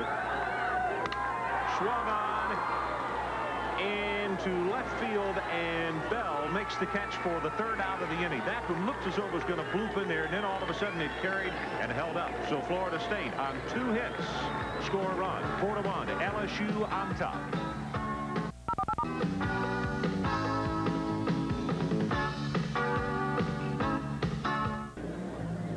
There's a look at the LSU Tigers that are in pro ball this year from their 1987 team. Jack Voigt with the Orioles set a hitting record in the minor leagues. Craig Faulkner, last year's catcher, broke the home run record in the New York Penn League. Greg Patterson, left-hand pitcher with the Cubs. Barry Manuel, hard-throwing right-hander. And Mark Guthrie, left-hander with a big curveball with the Twins. We left 2 men off that list.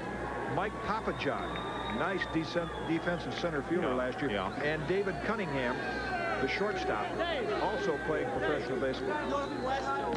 Chris Smoot, the freshman, leads it off here in the LSU half of the 5th. He struck out back in the first inning, struck out swinging, and he walked in the 3rd. Ball 2. You know, you talk about the Tigers and the pros. Berkman swung on, foul back. Berkman has done such a great job at LSU, and the fact that baseball down there has become a family thing. They have set records in attendance. It continues to grow year in and year out, and that's what you call building from the ground up, and that kind of stability. I mean, you got the great base, and then it just goes on from there. And of course, first time for LSU to go to the College World Series. It happened 2 years ago. Made a return trip last year. And got a good shot at going again this year. So for the 2nd time tonight, Chris Smoot is given a free trip down to first base, and that'll bring up Terry Bell, the left fielder. Boy, this is some setting. You see the Ferris wheel in the background. The whole park, the theme of it is baseball. I mean, you can go in there, test yourself on the radar gun, take some swings off a pitching machine. That's 4 of the last 6 batters that Byerly has faced that he's walked. You know, he walked Osick back in to lead off the 4th, but picked him off first base. But he's walked 4 out of 6. I'm sure Blackwell right now is trying to give him some words of advice. Oftentimes, a catcher can see things mechanically that a coach can't even see from the sideline. He sees these pitchers day in and day out, where their stride should be, where their leg kick is, and if he sees something different, he'll go out and remind him. One of the first things that Mike Martin is going to bring up to his pitchers, as you see in head-to-head competition, Florida State leads 7-4. LSU won both of the meetings last year. Both were dramatic finishes. You know, Blackwell had the home run to tie things up in the College World Series, and then LSU still came back. Toss over to first, not in time for Moot. You know, Jim, again, this 5 straight innings that LSU's gotten the leadoff man on. And that's why they're leading 4-1. And that's one of the things that Mike Martin, I was about to make the point, one of the first things he is going to say to his pitching staff, I'm sure, is, guys, you can't set the table for the opposition and expect to come out without being a little bloodied. Yeah, that will catch up with you no matter what league you're pitching in. Little League, American Legion, college, pro. You put the leadoff hitter on 5 straight innings. And Mike Martin has seen enough. In fact, he is coming out, and Byerly is going to be taken out. So let's take a break. LSU leading Florida State 4-1. Wow. Thank you. Well, Ron, we're looking there at a freshman sensation Mike Martin hopes for big things from before the season's over. That's Ricky Kimball. You know, an interesting thing is, as Kimball comes in, we'll give you a little more information on him, a highly sought-after freshman. Byerly, Jimmy, walked 5 batters in 2 1/3 innings, and consider the fact he only walked 18 in 109 1/3 innings all of last year. See, now, when something like that, when you hear stats like that, as a coach or a pitching coach, you know there must be something mechanically wrong that you'd like to work on the pitcher with, because in the past he has shown outstanding control, and all of a sudden, a night like tonight, he walks 5 men in 2 1/3 innings.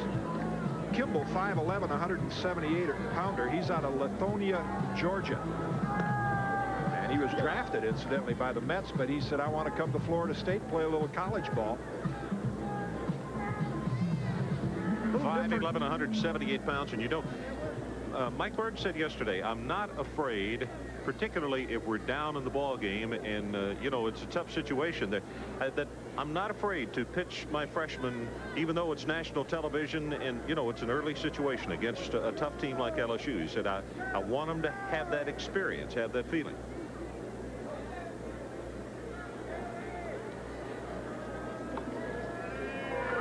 Terry Bell swings on the first pitch, lofts it to right field, on the run, Claiborne, and that is a nice catch for the first out of the inning. Relay comes back into Alisea. Boy, that ball was hit hard, but as you mentioned, Claiborne with the ball slicing back toward the right fielder. Claiborne with a fine running catch. Here's a look at Kimball's motion. Good high leg kick. You see the stride straight toward the target, which is like what you like to see in a pitcher. Does not throw across his body, gives you a little better chance to have consistent control and also eliminate some arm injuries. Stepping in right now is Craig Calla, the right fielder. Walked in the second inning and singled in the third. Good fast strike in the inside corner. Boy, this kid throws hard for 5'11", 178.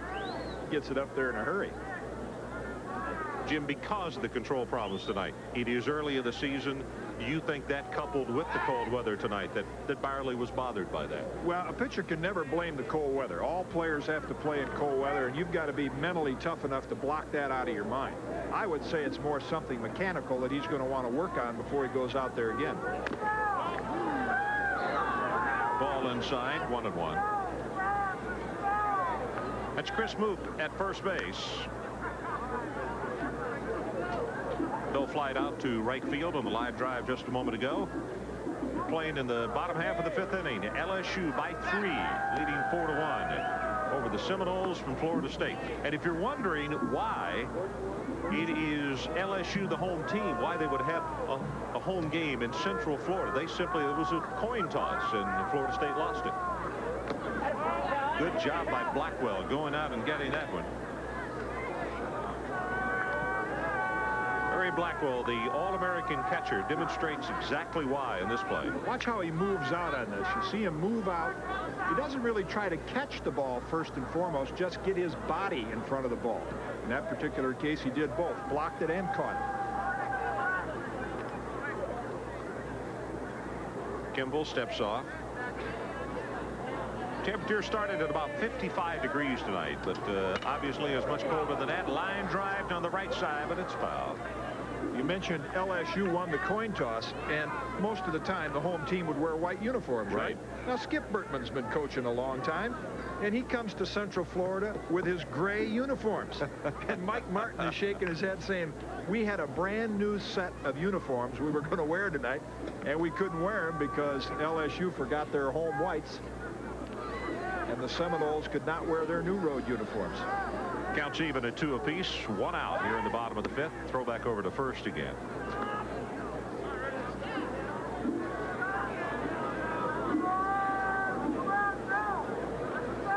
Mike Bianco, the catcher, on deck.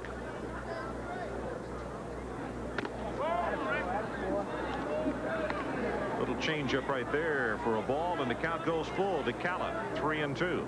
Kimball was a high school All-American in Georgia. In fact, he played on the U.S. Olympic Festival team, not the Olympic team, but the Olympic Festival team that won a silver medal last year. Here comes the 3-2 pitch, and he walks him.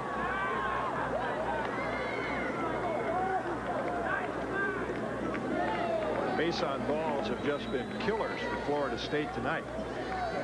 3 of them by the starting pitcher Keller, and along with a balk in the wild pitch that got him in trouble. Then Byerly, who we said has had great control, walks 5, and now Kimball with 1. Start to say, Jim, you know, that's 9 when you include this one right here. That's a lot of free passes. Runners at first and second again. Swung on right to Alisea, makes the catch, and he throws it away at first. Couldn't get back to the ball, and the runners will advance to second and third, and now they're going to be awarded 1 more base. Now when the ball is thrown into the dugout like that, the base runners get 2 bases, and once again, just an example on Alicea's part, almost like Terrace on the ground ball, wanting to make the double play so quickly that he threw it before he was ready, and he threw it before first baseman Brad Parker had a chance to get over to the bag. Just kind of an error of enthusiasm right there on the part of Edwin Alisea. Shamook comes across to score the 5th run of the ball game for the LSU Tigers. Calla moves over to third base, and they're 2 down here at the bottom of the 5th. Fast strike. Here you get a look at it. Line drive, Alisea makes the play. Now right here, see, he throws it before Parker gets to the bag. Now granted, if he hesitates, he may not get the runner at first, but that would have been his best percentage.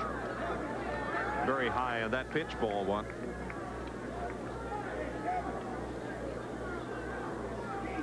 And I'm a little surprised that Alisea rushed it, because it seemed as though he had another beat, another count. See, the cold is, I think, taking its effect. That line drive hit off the first base coach. McDonald is up throwing with his jacket on. With his jacket on, just beyond the LSU dugout. Supposed to get into the 40s here in Central Florida tonight, as we mentioned.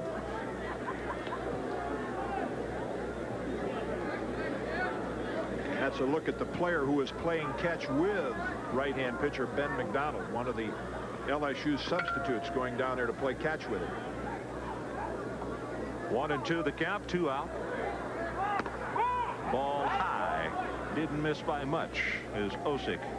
Here's Ben McDonald. You mentioned the cold weather down here in Central Florida and having effect on the players. The Maine Black Bears are probably home laughing at us. They play during this kind of weather during the regular season, so everything is relative.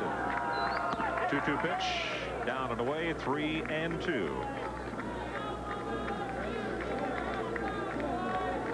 If this next pitch is a ball, you may hear a blood-curdling scream, and it's going to come out of the visiting dugout down the third base side, and it'll be a coach by the name of Mike.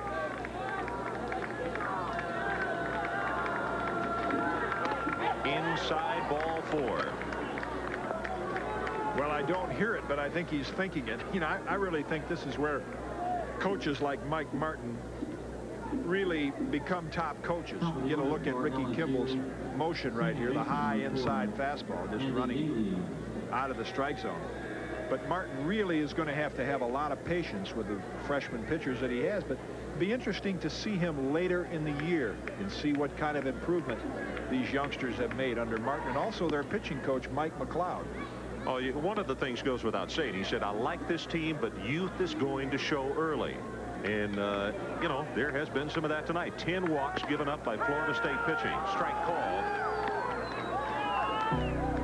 Top of the order, Andy Gailey. Andy singled in the first, hit it to a fielder's choice in the second, and walked in the fourth. Kimball fakes the throw over to first base. Craig Callows, the base runner for LSU, at third. Osick down at first. Fly ball to the right side in a hurry. Alicea, and he makes the catch in foul territory. That is a long run by Alicea to get the Seminoles out of the inning. 5-1. LSU on top as they pick up another.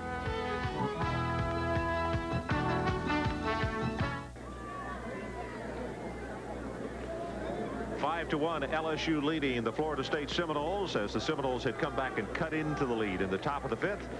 But the Tigers pick up one more in the bottom of the 5th. Well, that's a gorgeous sight. Boardwalk in baseball. Baseball City, Florida is what they got the name changed to, I guess. This is just also close to Haines City, Florida. If you're really accustomed to this part of the state or know it pretty well. Well, to pinpoint it, it's about halfway between a little more than halfway toward Orlando, between Orlando and Tampa. You know, if you get a little tired of the ball game, you saw that Ferris wheel shot there, run out for a couple innings, take a ride in the Ferris wheel, and the Alicea swung on. That'll even the count at 1-1. I would imagine in the top part of that loop this evening, it might be a little bit breezy up there. Well, they got the roller coaster over there, and like I said, you can see how hard you can throw a baseball, take a few swings off the pitching machine. Really a great concept. Alicea at the plate, hit into a double play in the first. Flied out to the third baseman back in the 4th inning. This afternoon, Ron, they had a celebrity softball game here. Vinny Testaverde was here. Steve Garvey had promoted this game.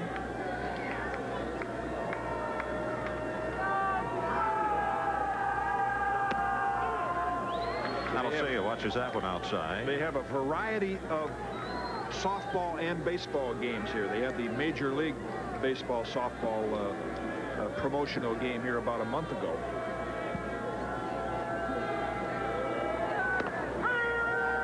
Strike called. Alicea tried to talk his way out of that one. See what you think, Mr. Scott. Well, now I'm a pitcher. I think it had the corner. Yeah, I think you're right. No, I'm not a pitcher. I'm a former pitcher. I take that back. I made a mistake. Lost my head. Swung on, line drive, base hit to right field. Alicea with his first base hit of the evening, and that one was convincingly so. And you talk about I'm a pitcher. You sit around and listen to Skip Bertman and get into a pitching conversation. He'll make you think you're a pitcher. I mean, he really gives you a rush talking about pitching. He really gets into it. First time tonight, that the Seminoles have gotten the leadoff man on base. You know, we've talked about LSU and the job that they've done in this one this season. In fact, they've had the leadoff man in every inning. Jim, they have now put leadoff runners on base 13 straight innings. The last 8 against Southern and 5 tonight. They're going to win a lot of ball games this year doing that. LSU with a pretty good lead over at first base as McDonald gets a strike called in the outside corner on All-American catcher Barry Blackwell. Well, with this 5-1 lead, you know, a name we have not mentioned yet tonight for LSU is Dan Kite. Thrown away by McDonald. Goes into right field. Alcea with the great speed. He'll come all the way to third. Standing up.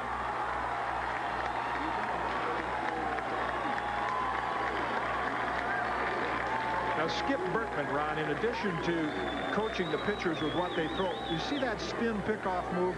Every pitcher on his staff has 6 pickoff moves. That's a prerequisite for being a pitcher. And that was one of the variations, and really a very, very low percentage pickoff play in that particular case. You got a 5-1 lead. Alcea is not going to try to steal in that situation. And really the conventional move, or just making sure he has a safe lead, would be fine. But that really was a very risky play by Ben McDonald, and now they end up with a man on third, nobody out. Blackwell at the plate with an 0-1 count. Swung on, drive to deep left center field. Going back is Vasquez giving chase, and he makes the catch as he runs into the wall. Tagging up easily will be Alcea to come across with the second Florida State run of the night. Boy, Blackwell hit that ball a long way. I mean, we've said it before on a couple of fly balls here. These are the exact dimensions of Royal Stadium in Kansas City. And that park, in most college parks, that ball's a home run. Well, that's for sure. And it is dead calm tonight. There is no aid by the wind or no hindrance by the wind either. You know, let's go back to what you were talking about with Bertman as we take a look at it again. See that pitch up in the strike zone, and Blackwell hit it about as far as you can hit it without going out of the ballpark. Vasquez making a good catch on the warning track. Donnie Erickson takes a ball outside. You know, it's interesting because you asked Bertman about, and I did actually, about do you need that many moves as far as moves to first base? He said some of them are rather close. Yeah, he had still not the same. Yeah, the spin move there, but really, and in fairness to Ben McDonald, that pickoff move was called by Skip Bertman.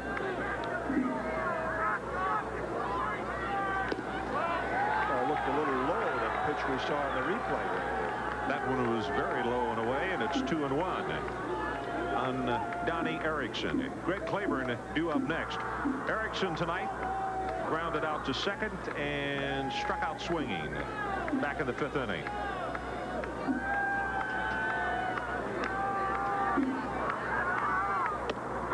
Outside corner. Boy, that's a nice location right there. That's the old BP fastball. You can tell that just a little bit off of that 90 mile an hour. We mentioned Dan Kite. You know, here's a youngster that is a preseason All-American. This game gets into the 7th or 8th inning here with a couple-to-run lead. That's probably who we will see for LSU. Florida State has picked up a run here in the top of the 6th inning. Tigers on top by 3. The reason I say that with a bit of surprise in my voice is that Kite is really a starter. But as you look at Skip Bertman, the LSU head coach, he says, if I have a chance to wrap this game up tonight, I will go ahead and use Dan Kite in a relief role, even though he is normally a starting pitcher. Swung on. Got out early on that one.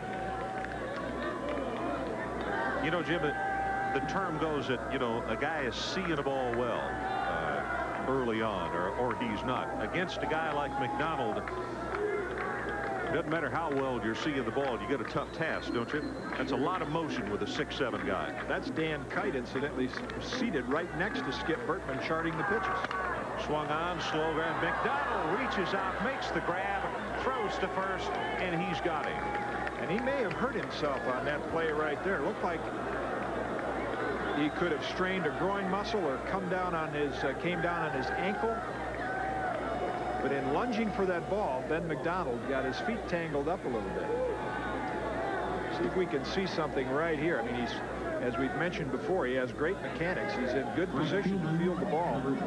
Right there where he lunges back at it, comes down on that left foot. Now the trainer's going to come out and have a talk to him. It's a little bit of that basketball ability that Ben McDonald has. Yeah. We've mentioned he is on scholarship at LSU on a basketball scholarship.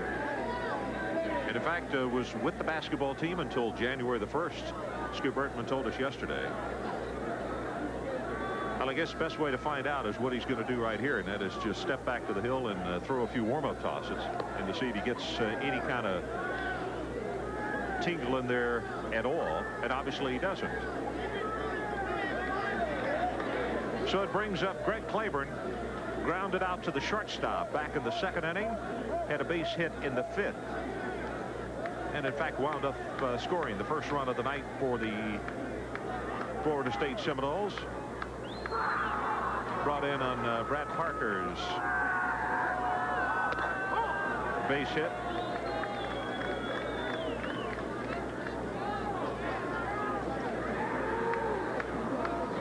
Alicea opened up the inning with a base hit, then moved all the way to 3rd on the errant throw. Then the long sacrifice fly by Barry Blackwell. And Alicea was able to just walk home. So it's 5-2. LSU on top. Playing the top half of the 6th inning. 2 men down. Line drive, base hit to right field. Well, Claiborne with a good job tonight. He's 2 of 3 on the evening as he stings that one and sends it to right field. Well, that 3rd time through the order now, Ron, they're starting to sting the ball a little bit more, which is natural.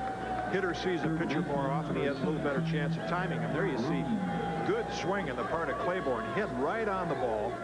And let's see what McDonald thinks of it. He's not happy with that pitch, but he's got to be very happy, as does Skip Bertman, with his performance so far tonight for just a sophomore. He's been very consistent, and it's still early in the year. His control has been good. Ronan steps in. Still looking for his first hit on the evening. Grounded out to the pitcher in the 3rd. Very interesting in what you said about Mike Martin firing those freshmen right out there tonight and getting him some game experience, even though they're appearing on national television. Now, in Skip Bertman's case, he said he has a couple of freshman pitchers, but he said, I will not use them tonight. I said, wow, that's a switch. You used Ben McDonald last year in the College World Series. He said, Ben McDonald is an exceptional athlete. There's a freshman that got a chance to pitch 2 games last year in the College World Series. Swung on and missed. You know, plus the fact, I guess, also to say, Jimmy, as many games as teams like this play, he was an old freshman by that time. There's a look at that. Still got that good fastball. Threw it right by Ronan. 2 men out, 1-2 the count on Ronan.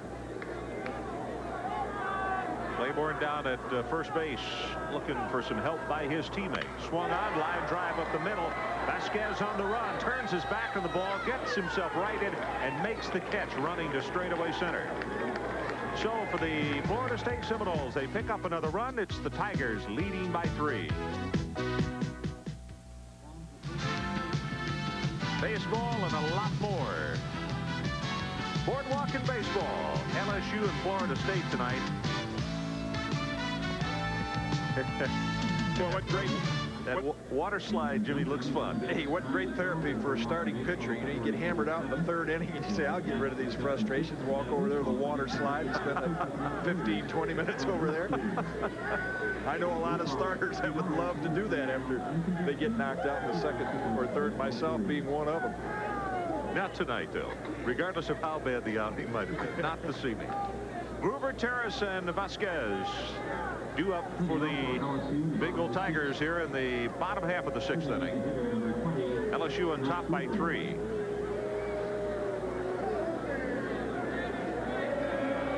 Ricky Kimball, if you just joined us, the 3rd Seminole pitcher of the night. Right-hander gets a strike in the outside corner to Gruber. Gruber, what a great name for a pitcher, not a DH. Also, for those of you who have just joined us, not to be redundant, but the thorn in the side tonight, so to speak, of the Seminoles has been free passes. 3 by the starting pitcher, Keller. Then Byerly came in, and he had been a picture of control in his career. Last year, only 18 walks in almost 110 innings. He walked 5 in 2 1/3 innings. And Kimball has come on, and he has walked a couple. Good shot of that Florida State bench.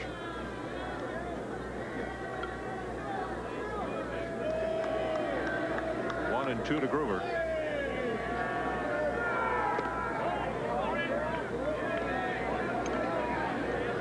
As we looked at that bench, I think we mentioned this earlier, but we will say it again for those who missed it. McDonald's going down to the bullpen there to take a few more warm-up tosses, but the Seminoles have 16 new players. Base hit, and that's going to go all the way to the wall.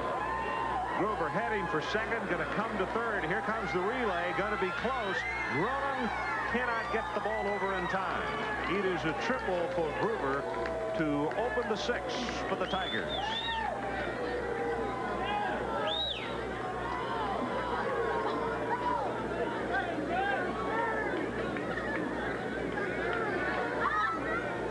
Not good foot speed as you see him trucking into third, running a little low on petrol, but he gets there ahead of time with a head-first slide.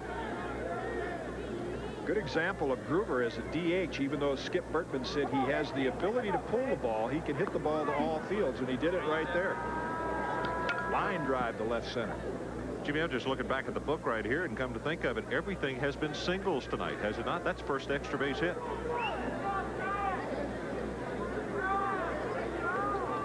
So the LSU Tigers continue their magic of getting the leadoff batter on.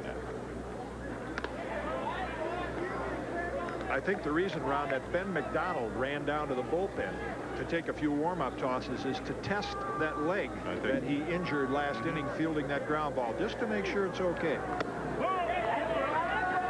Ball 2 to Terrace. You know, it's the first time that Gruber has been able to hit the ball tonight. He had walked his first 3 times at the plate, in the first, the second, and also in the 4th.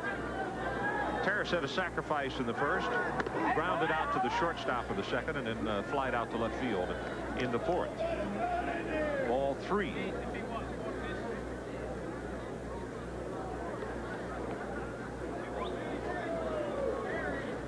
Blackwell trotting out to the mound right now. One of the reasons is Florida State is going to get another pitcher ready, and oftentimes a manager or coach will say to his catcher, hey, go out and buy a little time, talk to the pitcher, give that reliever time to warm up a little bit. Mike Martin wants to get a look with the game at 5-2. Not that he's by any means out of the game. You're looking at Mike Martin right there in the Seminole dugout, but he wants to get a look at a lot of these freshman pitchers. We mentioned Ricky Kimball, Santos. We may see him a little later in the ball game, to find out what he's going to be able to put together in the way of a staff by the time he's in the mid-season with this team. Saw the chart there on Kimball since he has come into the ball game, and now Mike Martin waited long enough as Blackwell went out and did just what his coach wanted, and they're going to send for another arm. Pitcher number 4 on the evening for Florida State. So let's take a timeout. LSU on top 5-2 and threatening.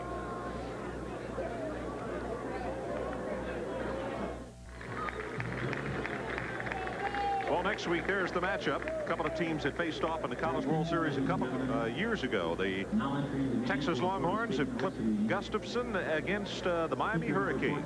You know, and in fact, we'd be remiss if we didn't mention the fact that this weekend down in Austin, Texas, Cliff Gustafson was going for his 1,000th win down there in college baseball. Not really sure the sports information director, Bill Little, was going to give us a holler if it happened. If it did not, it's going to be forthcoming very shortly.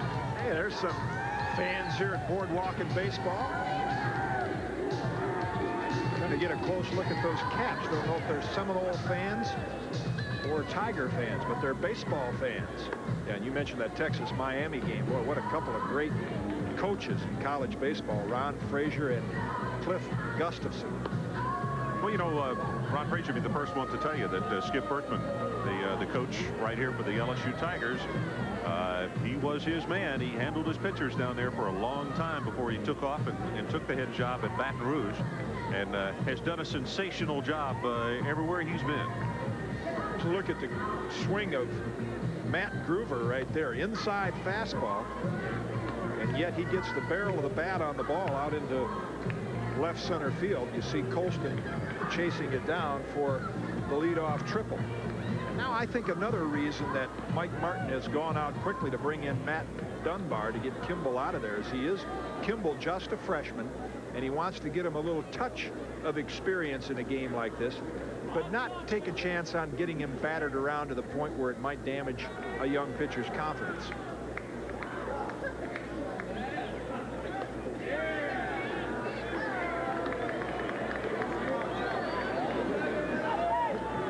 So he inherits a 3-1 count on Adam Terrace.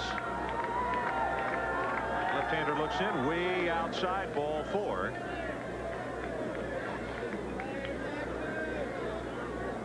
Terrace trots down to first base. Groover on third. Still nobody out here in the bottom half of the 6th inning.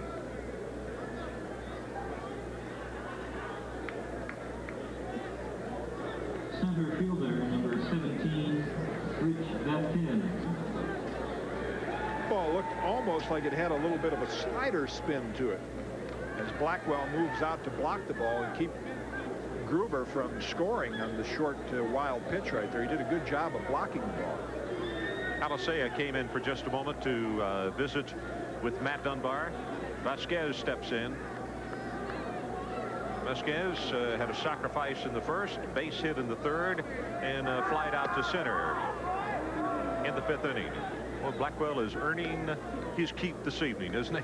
Boys, the catchers hate nights like this. I mean, they want to run out to the mound and scream at pitcher, just throw the ball over the plate. I mean, here's 11 walks, I think, now that the Seminoles are up to. And the guy who's got the toughest job in the whole ballpark is Barry Blackwell.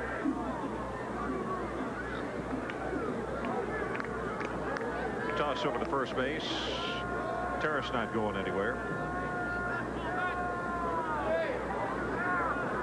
5-2. LSU on top and threatening again. That pitch is high.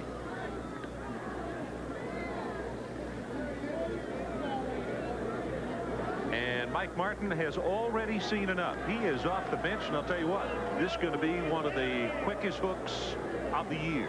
Well, he's trying to play this game as we get to the the latter part of the ball game. He's trying to play this game as tight as he can. They're only trailing by 3 runs, and if he can keep it, if he can keep it close like this, at least his team's got a shot. He knows that if they blow it open right here and get 2 or 3 more runs with McDonald and Dan Kite to be able to come in relief, he's got very little chance of winning this game.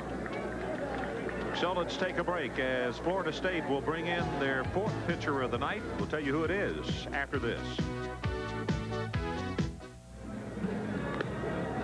I'll tell you, Ron, Mike Martin is not afraid to play tough competition. You see the teams on the left. That's the schools that Florida State played before Mike Martin came on the scene. Now over on the right side, they're playing Arizona, Arizona State, all the top teams. And Mike Martin in the last 3 years has the highest winning percentage of any coach in major college baseball. 175 wins and 54 losses. In fact, in the last 2 years, he is 116-21. Phenomenal program at Florida State, even though they're down 3 runs tonight. Well, he's had to do something tonight that he hopes he does not do too many times in this 1988 season.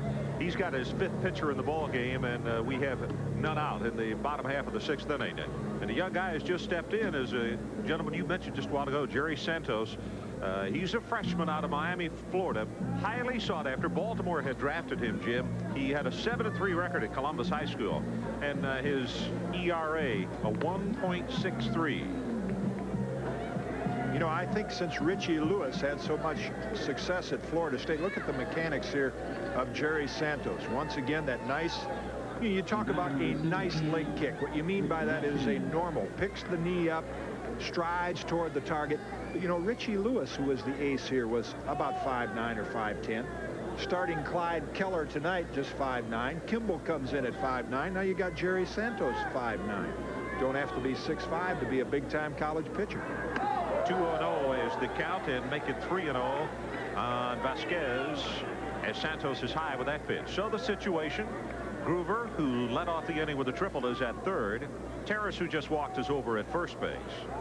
Nobody out. Strike call.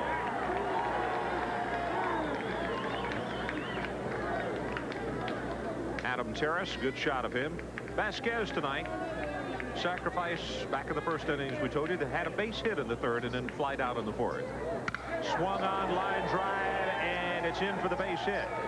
Claiborne quickly up with the ball and comes back into the infield. Cannot get the relay in time to third. And LSU with another run here in the sixth inning.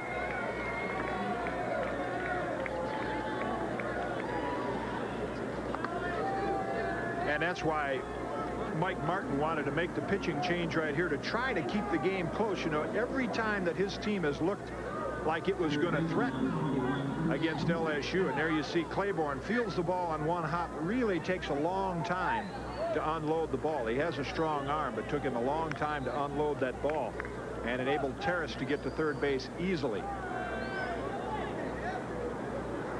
Terrace, really a good-looking ball player. He did make the errant throw there at second base, but good hitter, good base runner. Chris Mook steps in, struck out swinging in the first, walked in the third. It also walked in the fifth. Strike call.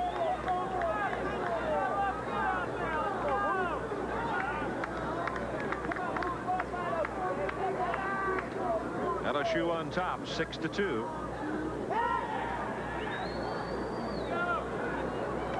Seems like every time Florida State comes back, one in the fifth, one in the sixth, and they cut into the Tiger lead, and LSU comes right back and puts it back up there. Tell you, LSU has not even picked to win the SEC. Mississippi State. Ron Polk, who will also be one of the Olympic coaches along with Skip Bertman, heads up that program. Another fine quality baseball program. Yeah, you bet. In fact, I think that's where the SEC tournament is this year, isn't it? Might be why they're picking Mississippi State to win it. And of course, Florida State is the odds-on choice to win the Metro Conference. Still nobody out. Runners at first and third. 2-2 is the count on Chris Mook. Throw over to first base very quickly. All these pickoff moves, we've seen McDonald with a couple, and we've seen Florida State try 2 or 3. They are all sent in by Mike Martin and also by Skip Bertman, all called from the bench. Strike 3 called. That's what you call looking for the local, and got the express. There was a fastball right down Broadway, and Mook got caught looking at it.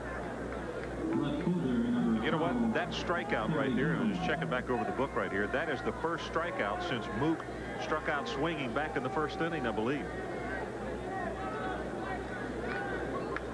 Yeah, it has been a night of base on balls and base hits for LSU.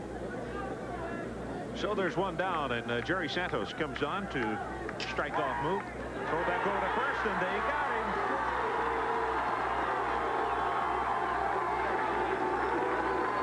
Vasquez thrown out at first base. The second time tonight that the Tigers have been caught leaning. Boy, as a base runner, you got to be kicking yourself to get picked off in this position right here. You know, granted, your team has a 6-2 lead, but a right-hand pitcher on the mound, first and third, chance for Bell to knock in a run. Really no place to go there to get that far off base. Vasquez not a base stealer. So they're 2 down, and still over at third base is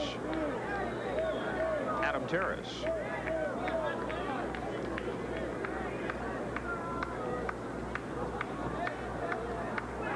Bell swings, misses.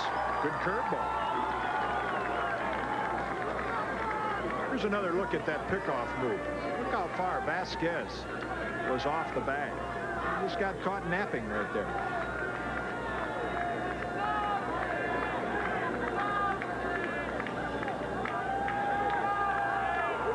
Oh-2 pitch, swung on. Alicea throws over to first. Parker has it. And the Seminoles are out of the inning, but not before the LSU Tigers come up with one more. And after 6, it is LSU 6-2 over the Seminoles.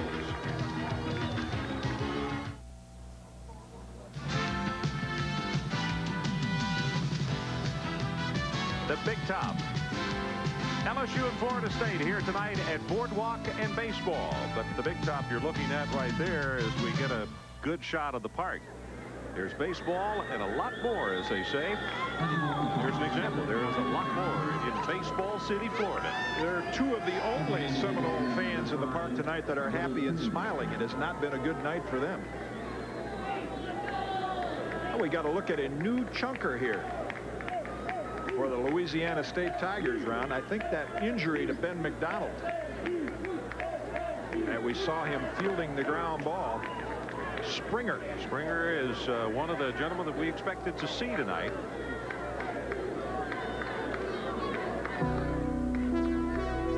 Again, another hard thrower for LSU. Ball down low that time. They say 89, 90 miles an hour. Russell Springer, 6'4", 195. Once again, Skip Bertman may try him for an inning. If he gets into any trouble, he still has that All-American Dan Kite waiting in the wings. In fact, if this, I think, were a one-run ball game, Kite would be in there right now. So McDonald goes 6. Gives up 2 runs and 5 hits.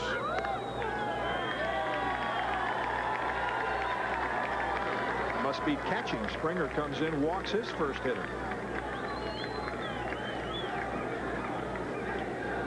First baseman, 6'4" sophomore. 3-0 with a 4.43 earned run average in 14 games. Had 6 starts. Struck out 68 in 42 2/3 innings. And set a new school record for strikeouts per 9 innings, right, Jim? 14.5.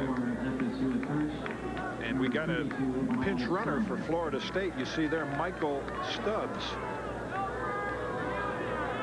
will go in to run for Buddy Cribb.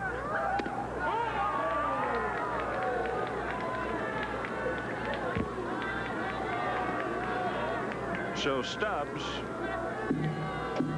the base runner at first base for Florida State. Seminoles get the leadoff man on. Red Parker takes a strike on the outside, evens the count at 1-1.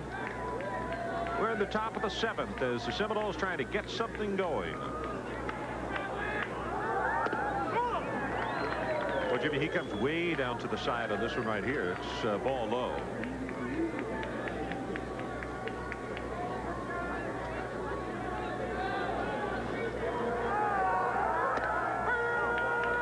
Pretty good hook right there. Evens the count at 2 apiece. He didn't get used last year very much because they had such a great pitching staff with Patterson and Lower. And we mentioned Guthrie and Barry Manuel, all outstanding pitchers. Good pitch right there. Strike 3 called. But even then, he was 3-0. Take another look at that one. As you said, he steps over to the side and throws that slider right on the outside edge. Tough pitch for a right-handed hitter to stay in on. Ty Colston, the leadoff batter. Colston still looking for his first hit of the night. Flight out to center. Also to the shortstop in the 3rd. Walked in the 5th. Swung on and foul back. Off the mask of Bianco.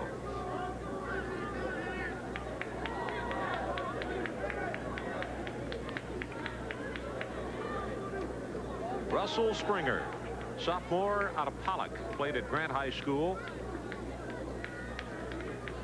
Got high regards for him, and as we mentioned off the top of the show, Skip Bertman and pitching, well, they just seem to go hand in hand. And Springer is another one that the Tigers are depending on greatly. Pitch into the dirt, gets away from Bianco, Stubbs down to second base.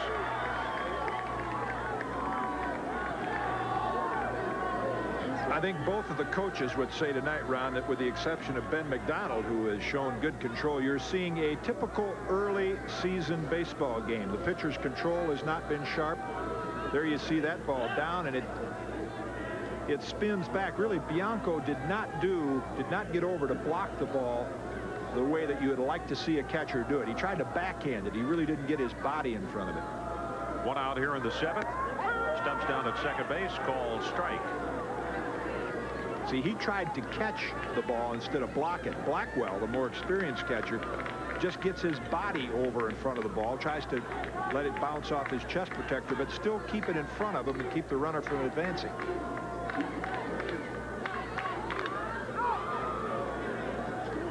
foul ball off to the right side. Stubbs will head back to second. 6-2. LSU on top. Tigers scored 2 in the first, 1 in the second, 1 in the third, then 1 in the fifth, and 1 in the sixth.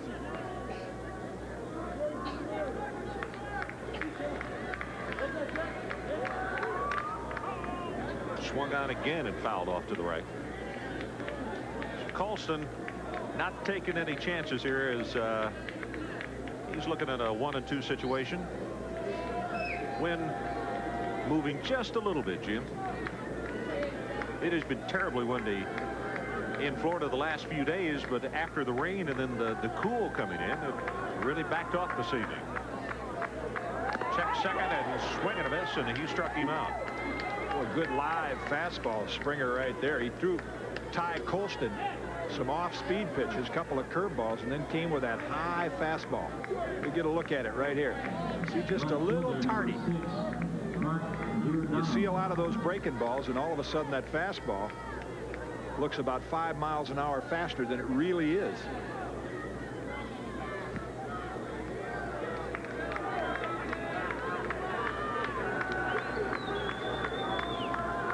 Giordano steps in.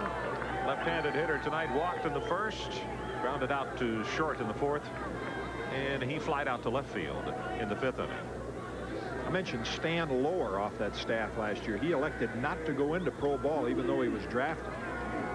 There's 4 quality pitchers from last year's staff, and yet they come back this year with guys like McDonald, Springer, and Dan Kite. As you mentioned, when you talk pitching in college baseball, Skip Bertman's got a corner on the market. I'm sure Mike is sitting in the dugout over there saying, hey, just brought this guy in, and 2 of the first 3 batters he faces, he strikes out. 1 by called and 1 swinging. Give us a break. It hasn't gone that way for us this evening.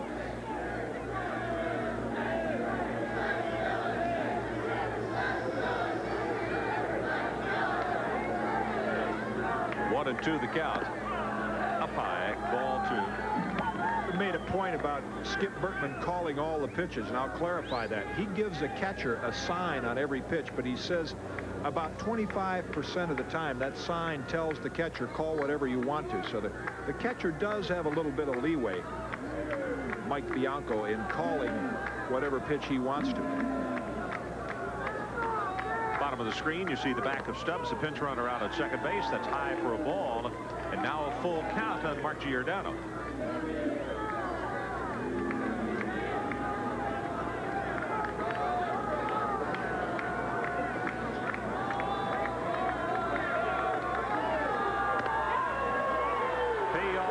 Is just that for the LSU Tigers, as it is a called strike 3. And for Russell Springer, 3 strikeouts in the inning. 6-2, LSU on top.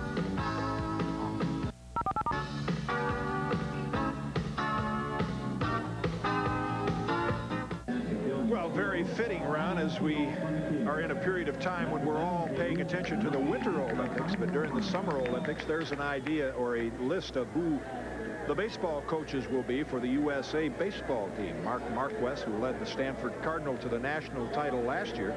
Skip Bertman will handle the pitching, and then Ron Polk from Mississippi State, Bob Milano from California, and Dave Bingham from Kansas. There's the Olympic pitching coach, Skip Bertman.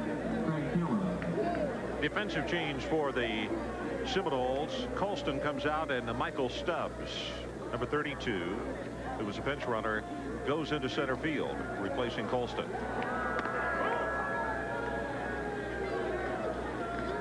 Pitch inside. Calabianca and Osick for the Tigers here with the 7th inning, leading by 4. Swung on, base hit to right field.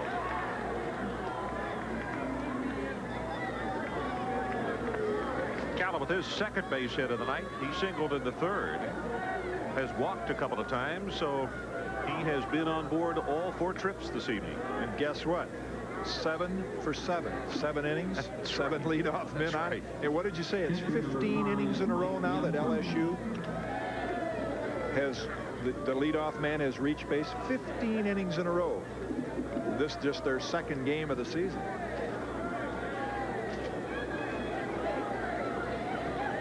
Mike Bianco, the catcher, sacrificed in the second, then flied out to left in the third.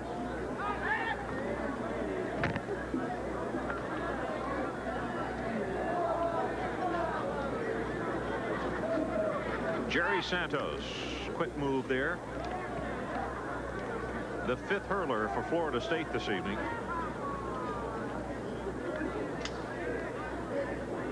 Bottom half of the 7th inning. Curveball for a strike.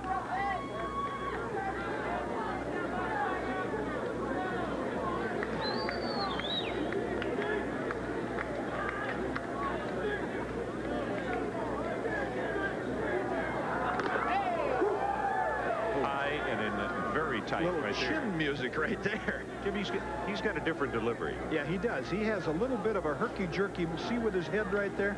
And that can sometimes be difficult for a hitter if he pays attention to that and doesn't really concentrate on looking at the arm action, the ball coming out of the hand. I tell you, that fastball right there will get your attention.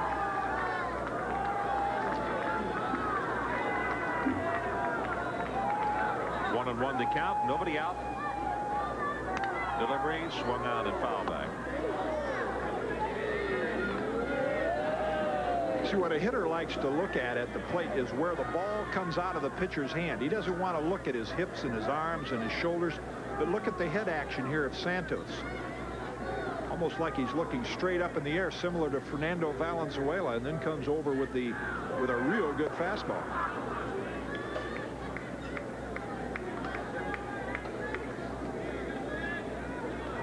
Blackwell looking over toward the bench. Count is even at 2. That's the advantage on a night like tonight. Blackwell can say, hey, you called all the pitches. It wasn't my fault they walked 11. Good point. Bianca is going to step out for just a moment. Now we're ready. Santos with a 2-2 pitch, swung on, drive to right field. Stubbs with his first chance of the night, and he makes the catch.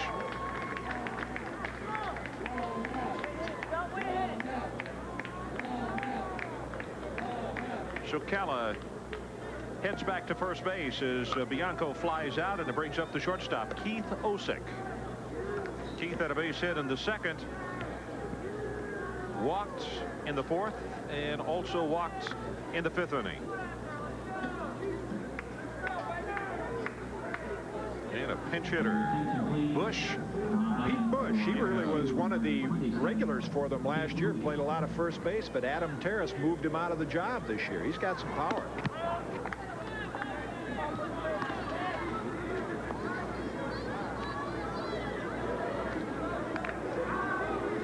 Yeah, that was a battle that Skip Bertman and his staff were going to look closely at, and that was the situation at first base. And as you said, Terrace had just come in, and Bush, good ball player, but Terrace just pushed him out.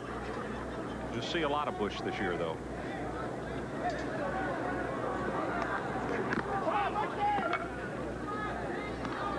Outside again.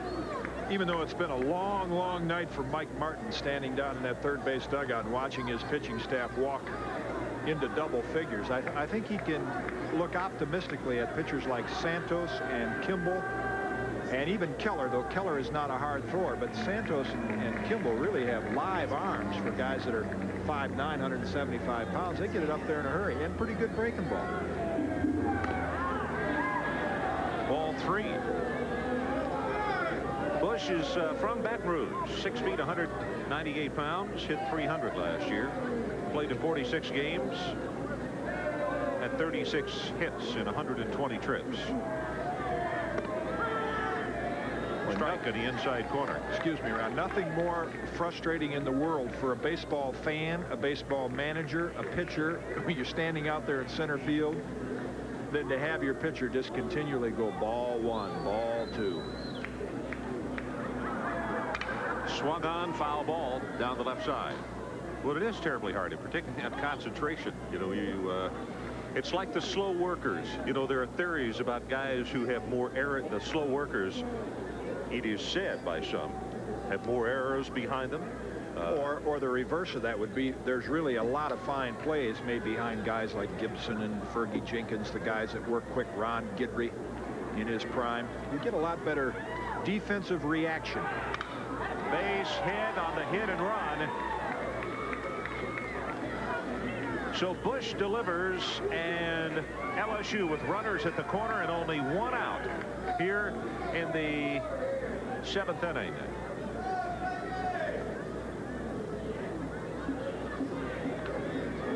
And no sooner Pete Bush gets a base hit that we look at right here. Good low ball hitter. You see the Walt Heriniak, Charlie Lau style of hitting right there when the top hand comes off the bat. Wade Boggs. Bush hits a line drive and then immediately comes out for a pinch runner. Will Height will come in. And, of course, he'll go to shortstop replacing Osick. Ryan Wilhite. Moves around to third base, and we're back to the top of the order. Andy Gailey came a long way to go to LSU, all the way from Jacksonville, Oregon. Gailey had a single in the first, fielder's choice in the second, then in the fourth walked, and flied out to second base in the 5th inning.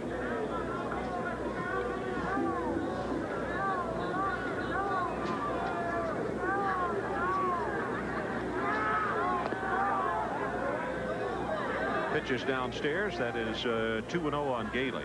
77 walks last year. New school record at LSU.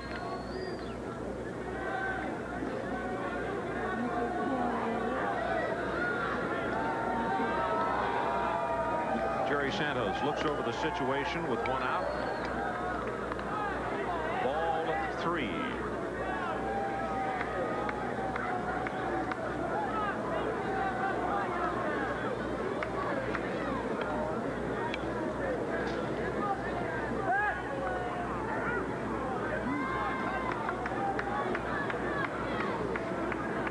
Gets back in safely. Senior shortstop, and as Jim said, all the way from Jacksonville, Oregon. Appeared in 24 games last year. Strike call. Batted .217, 5 for 23, had a double and 1 RBI. Used almost extensively as a pinch runner. Transferred to LSU from Myra Junior College in Oceanside, California. Hit pretty well out there. He was .389. This is almost like a spring training drill right there, Ron, when they go through things like that. I mean, you're down 6-2, men on first and third, 3-1 on the hitter. As a pitcher, really, you want to be thinking about throwing strikes and not trying tricky pickoff moves right now. Ball 4, and he walks him. And the numbers just keep on growing in that walk total for Florida State tonight.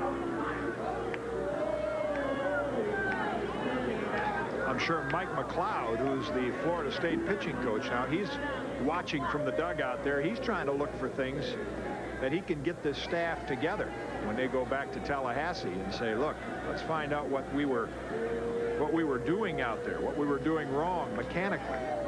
Take Keller and Santos and Byerly back on the sidelines before their next game and see once whether they can get them back in the groove, because Mike Martin has the highest winning percentage in the last 3 years. We mentioned that, but if his pitchers walk a dozen men a game, he's not going to be in Omaha. He knows that. Gruber at the plate. He tripled his last time up, and the bases are filled for him. LSU up by 4 runs, and they can really put the distance here in the bottom of the 7th inning. Just about put this one away if Gruber comes through.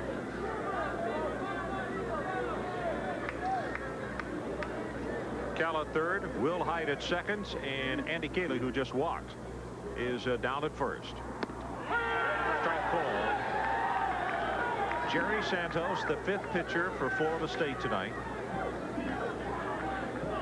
Out in front quickly over Gruber. 0-2 count. He's missed the strike zone with his fastball. Now comes back with a good breaking ball. Might have been a little bit low, but a good pitcher's pitch. Infield in at double play depth for Florida State. Pitch way high.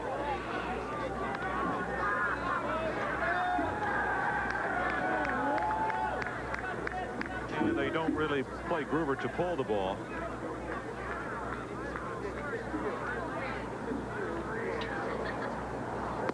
1-2. Down low, ball 2. Grover took a long look at that one right there, saying, did I give it up? Give up too quickly. Can't get a number, but we can see still another pitcher warming up out in the Florida State bullpen, out in just beyond left field. Tried to throw a curveball right there, which from Gruber's standpoint, you know, now it shifts all of the momentum over to him. Santos had a shot at him right there at 2-2, but now Gruber still have a healthy swing at this 3-2 fastball. One down, bases full, ball 4. As they ask for the appeal, they are not given it, and the run will score on the walk.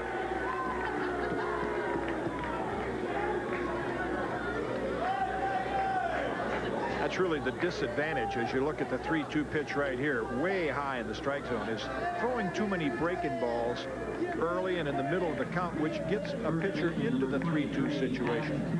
Sometimes, like I heard Al McGuire, I was happy to hear that today about his coaching philosophy in basketball, the KISS theory. Keep it simple, stupid. And oftentimes we talk about, as Mike Martin walks out again, we talk about coaches calling the pitches and the location and all of the scientific methods that you can get into in this game, which may be helpful at times, but it still boils down to, hey, it's a round ball, round bat.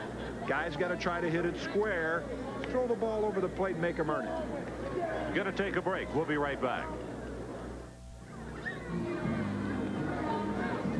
So the 6th pitcher for Florida State in the ball game tonight, with LSU on top 7-2. And Jim, you could look at one stat that will tell you exactly why there have been 6 hurlers coming in for the Seminoles. 13 walks by the staff tonight. Well, and there's another freshman that Mike Martin said we would get a look at. That's David Sorakowski, 6'3", 195 pounds, out of Miami, Florida. And he keeps parading them out there to get a look at all of these freshmen, see if he can see any kind of promise whatsoever. Good numbers so far in 1988 for Sorakowski. 3 innings, no runs, but once again 3 walks in those 3 innings. Jimmy, he was said to be the most heralded pitcher coming out of Miami last year, and a 12-1 record with an unbelievable ERA. It was 0.68. Take a look at that right there. 82 out of 152 pitches that they've thrown have been balls. Like I said, not to oversimplify it, Ron, but when we talk about the great college baseball programs that there are in the country, and these coaches do a tremendous job, and you want to teach kids and prepare them how to play the game right, but yet it comes down to just being able to throw the ball in the strike zone and get ahead of hitters before you get too concerned about hitting corners and throwing a lot of breaking balls behind in the count. And tonight is a perfect example of it. Florida State walking 13 hitters, just, you know, the inability to throw the ball over the plate and get ahead of hitters. Adam Terrace steps in, and again the bases are loaded. Timeout has been called. I see there were more pitchers heading down to the Florida State bullpen at the last moment. The home plate umpire realized it and called time. You mean they have one left? 7-2 LSU on top. We play in the bottom half of the 7th inning. If you just joined us, 1 out. Terrace at the plate. Sacrifice in the 1st inning. Grounded to short in the 2nd. Flied out to left in the 4th. And walked in the 6th inning. Oh, they're full. Boardwalk in baseball, Central Florida.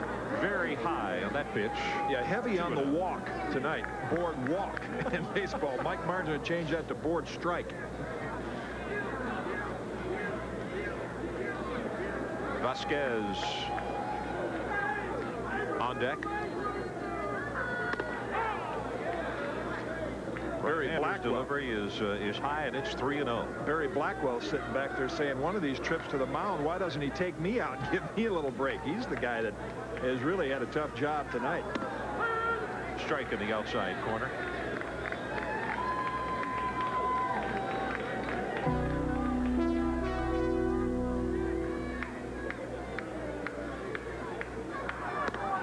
Swung on and missed, and the count will go full.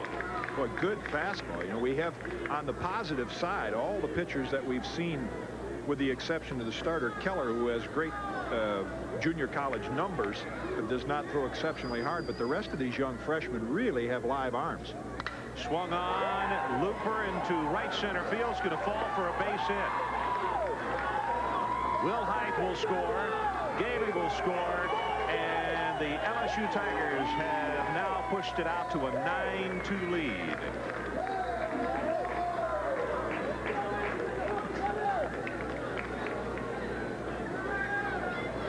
Terrace with the third base hit of the inning. Center fielder number 17, Rich. That's 10. Well, Terrace got it started with the sacrifice fly, and right here you see he just kind of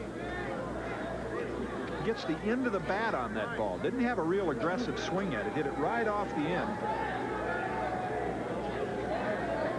We haven't talked a lot about the aluminum bat in college baseball, but that was a metal bat hit. You know, with a wood bat, you hit the ball in the end like that, chances are it's a broken bat. With the metal bat, you get enough behind it just to get it into the outfield, which is what Terrace did. 9-2, LSU on top. Vasquez, the center fielder. Strike ball.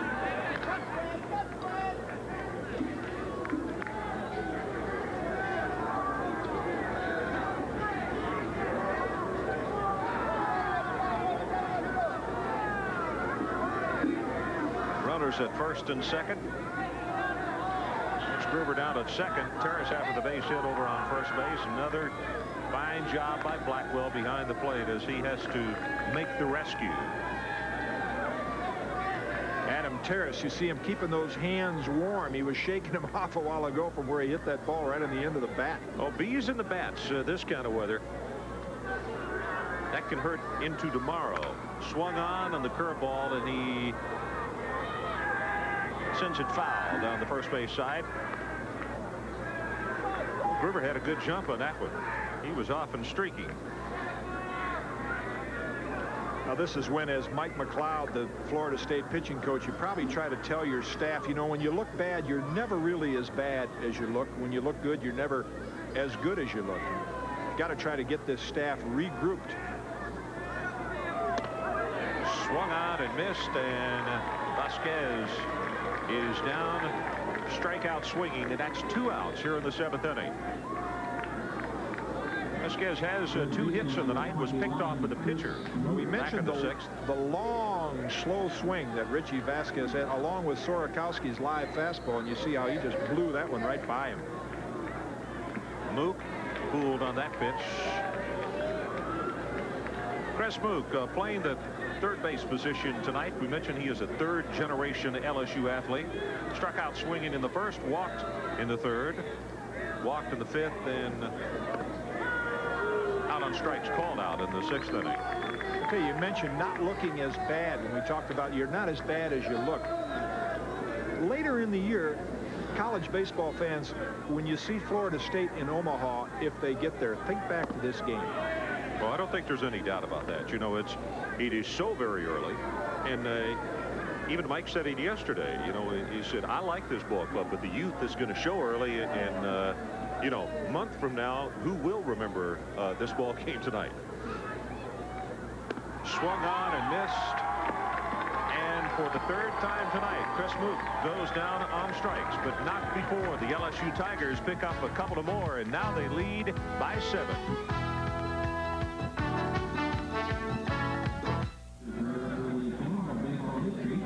LSU with 3 more in the bottom half of the 7th inning. So for the Seminoles, you got to get it going in a hurry as Russell Springer taking his warm-up pitches. You know, an interesting note, conversation we got into yesterday with both of these coaches.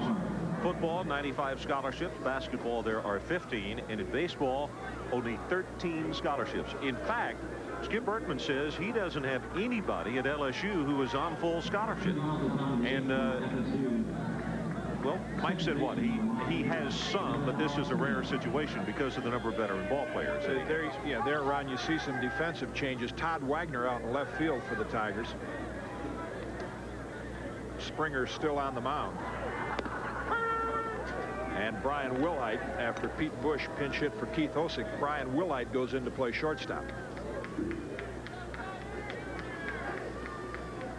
So those defensive changes made for the Tigers as they're up by 7. Springer working his 2nd inning. See, that's why on the scholarship thing, that's why Mike Martin and Skip Bertman, I thought they'd be a little bitter about players that were football players and then sort of quit the baseball team. But they said not so, because they're there on football scholarship.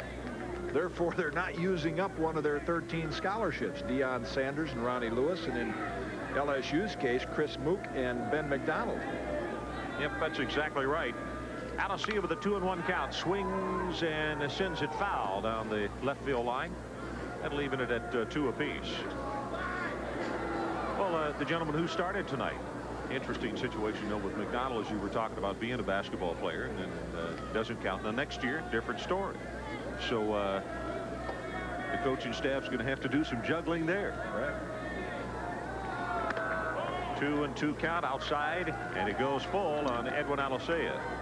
Blackwell due up next, and Donnie Erickson.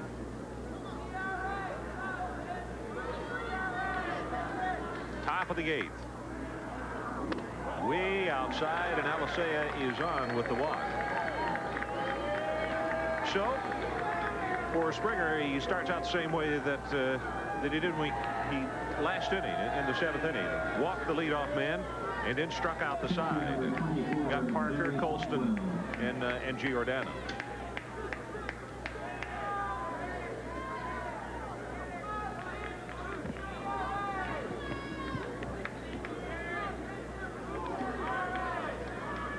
Blackwell tonight took a call, 3rd strike in the 2nd. Grounded out to 3rd base in the 4th, and had a sacrifice fly to center field in the 6th. Looking for his first hit of the evening. Takes a strike.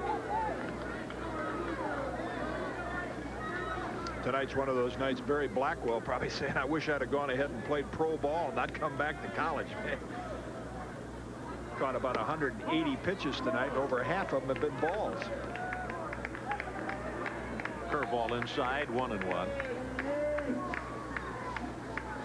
Yeah, it's been one of those just inauspicious evenings for Florida State and their pitching staff. Strike call. Well, you know, I've seen it happen on the big league level, Ron. In Philadelphia, I thought we had about as deep a bullpen for a long time as you could have, with Tug McGraw, Gene Garber, Ron Reed, Warren Brewster. And one night with a division championship team, we had a night just like this, where they came out of the bullpen along with the starter and walked about 11 or 12 guys, and guys that had good control, and you couldn't figure it out. And then the next time they go out there, boom, right back on target. And the same thing may well happen to Florida State's pitching staff.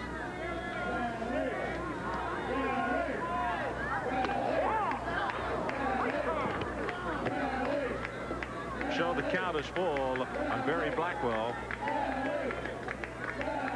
Nobody out with Alicea down at first base, top of the 8th. LSU 9-2. He's off and running, swung on and missed as they had the hit and run on.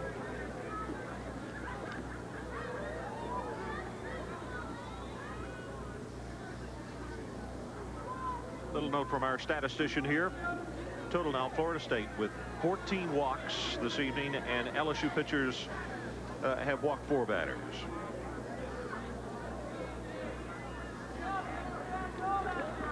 I can see, though, why Mike Martin says that this is the deepest pitching staff that he's ever had at Florida State. Sorakowski, that just came out of the bullpen last inning, really looks good. Ball 4. Blackwell will head down to first base, and just as we talk about the pitching woes of Florida State and the walks, well, it's Springer who opens up the 8th inning with a pair of them to Alicea, now to Blackwell.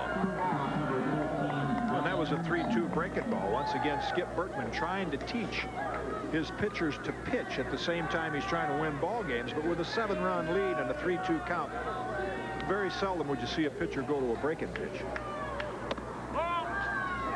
Erickson takes that pitch outside. He's still looking for his first hit this evening. Grounded out to the second baseman in the 2nd, struck out in the 5th, and grounded back to the pitcher in the 6th inning. Almost gets away. Good job by Mike Bianco on that one to reach out and grab it.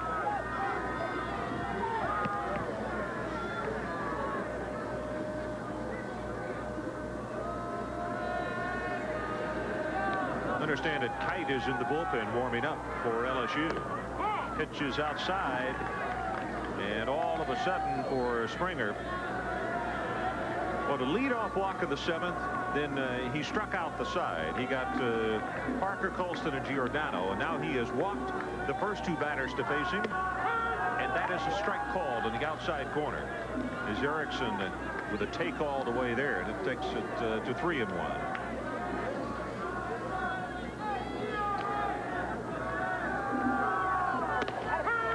Strike 2 called. What was your team, Ron, that you watched growing up? Big league team, your favorite?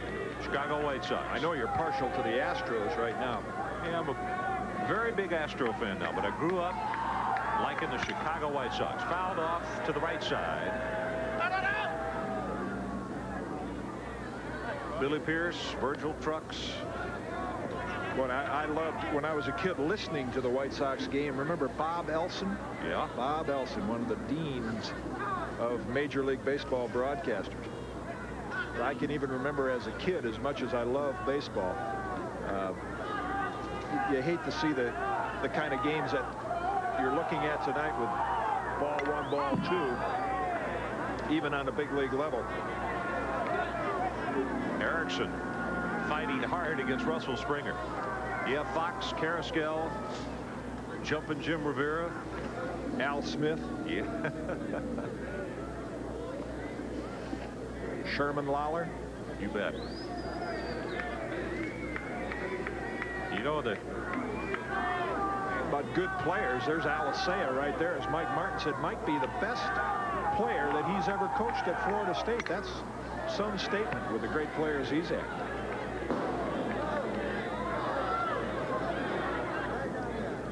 Erickson continues to work Springer hard out there. Runners at first and second. Alicea, the man at second. Blackwell down at first base. Florida State saying trying to get back into this. They're down by 7. Pop to the right side. May have a play on this one. Terrace running toward the sideline. That's going to be about 3 rows up into the stands. Thought for a moment he might have a play. As we mentioned, Kite had gone down to the bullpen to warm up. Now whether we will see him, I don't know, because not at least until next inning. Now when this half inning is over, Ron, if Springer can begin to throw, ooh, look at that little, and he throws it away. It gets by the first baseman. Alicea rounding third. He's going to come home to score. Blackwell heading for third, and he is in sliding. Jim, how are you going to score that? Is it on Terrace, the first baseman, or are you going to charge it against the pitcher? I would think they're going to give the error to the pitcher. It's a timing play, and once again, you won't often see it in a game where the score is 9-3. Now Berkman's thinking behind that might be, let's take a look at how our guys can execute this play, so if we have to use it in a close game, we'll know what to do.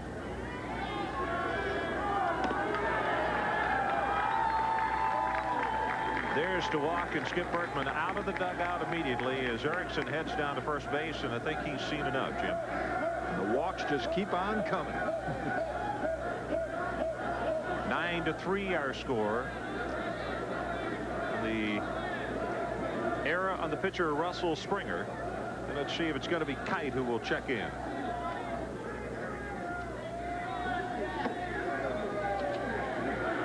Skip Berkman has got some pretty strong words of instruction for Russell Springer out there, trying to communicate with both his catcher Mike Bianco as well as Springer.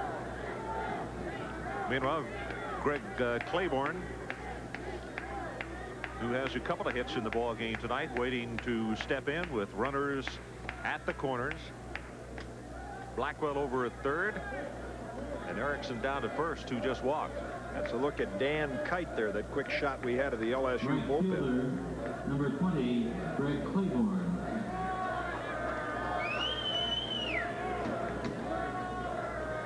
Claiborne grounded out to the shortstop in the second, had a base hit in the fifth, and also in the sixth. Runners at the corners. Nobody out here in the top of the eighth. Florida State already has 1 run across as they have cut that 7-run lead down to 6. Well, I started to say if Springer gets through this inning and we get to a break in the action, we're going to have an interesting visitor in the bottom half of the 8th inning. Strike 2 call, Jim. We have waiting to visit with us Gela Garazi, who is going to coach the Russian Olympic baseball team in the Olympics. And we'll get a chance to visit with him between the top of the 8th and when we get to the bottom of the 8th. 0-2 pitch on the way, popped up behind the plate, comes back up on the screen. He's a former fencer and now is the baseball coach. But I think their group is going to tour for a good while this spring, aren't they, to look at college baseball and also spring training. Well, here in Florida. They're spending a lot of time over in Vero Beach watching the Dodgers, and right here at Baseball City. Swung on, runner at first base. Of course, he's out. Claiborne really got fooled on that pitch right there. There's the big sweeping curveball of Third baseman number 17. Russell Springer, way out of the strike zone. One of the things that Skip talked about yesterday is the fact that, and that was an 0-2 pitch. He said we have a dirt ball, or one that we want him to chase. Oh yeah, and if he goes 58 feet and he swings, that's fine. Sure, you get ahead of the hitter, you want to try to make him chase it.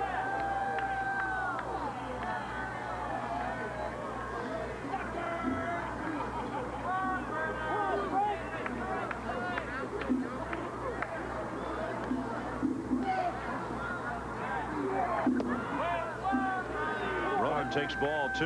Talking about our upcoming visit with the Russian baseball coach. Their baseball federation really was just formed in August of last year, but they are already optimistic about being competitive with both the American and the Cuban teams in amateur baseball. Strike called. I think their hockey team won again today also. Comes as no surprise. No. Anxious to find out, though. I mean, we say that baseball is the American pastime. You know what the level of interest is over there. Swung on, fouled off to the left side. 2-2 now. Mark Ronan, interesting story. We mentioned, we told you what happened with Mark and his new college baseball coach when he accidentally hit him in the ear with the ball that he threw from behind the plate. Resulted in 22 stitches. But also, he came in as a backup catcher. Well, he's playing third base tonight. Swing and a miss right there, and he'll head back to the dugout. But this youngster is a real scrapper. And I think what Martin and company found out is that they had to find a place for this young man to play. It doesn't matter whether it's behind the plate or in the infield or in the outfield, even for that matter. He wants him in the lineup. You know that since Springer has come in, he has walked 3, he's walked 4, and struck out 5.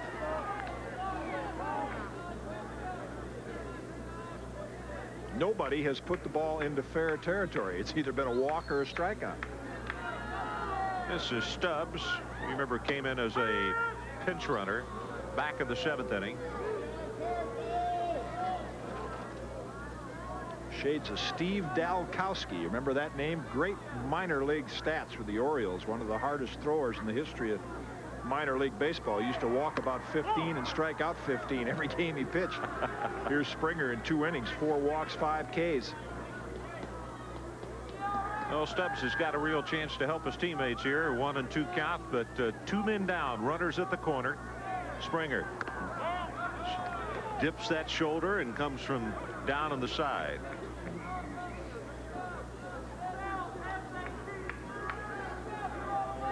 Two and 2.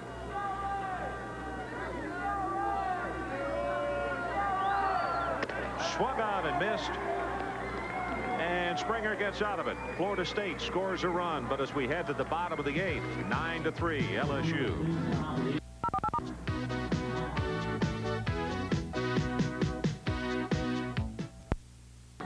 Gela Garazi, the coach. Did I get that right, Garazi? My name is Gela Chukradze. Yes. I'm coach of national team of Soviet Union. We are come two coaches, I and Alexander Ardatov. We came here to view and learn baseball. And at first, when I came in airport, we asked to give us baseball station, baseball field, and I'm very happy to be here and watch. It's so very interesting. Have you seen much baseball? Have you seen a lot of baseball? What level is baseball in the Soviet Union? Play a lot of baseball? In our country, it's also 25 teams. 25? Yes, and 5 teams are in Moscow, 12 in Russian Republic, 2 teams are in Georgia, 8 teams in Ukraine, and what age are the players in these teams? there is 16 to 20 and 20 and higher. Do you relate over there to any of the major league players in the United States? Like with a name like Mike Schmidt, Reggie Jackson. The names mean anything to you? They don't follow baseball on a worldwide level. No, in our country, baseball is only started now. Right. Since August of last year. Nobody ever. What would the national sport, your favorite sport, best sport in the Soviet Union be? Baseball. Baseball, I'm sure that after 15 years, it will be very of most popular. In 15 years, baseball will take over for hockey and everything. In other words, in America, baseball is this country's national pastime. You think it could be the national pastime in Russia that soon? I know that very many people are interested about this about baseball, and I'm sure that if Americans and baseball specialists are help us, it will be very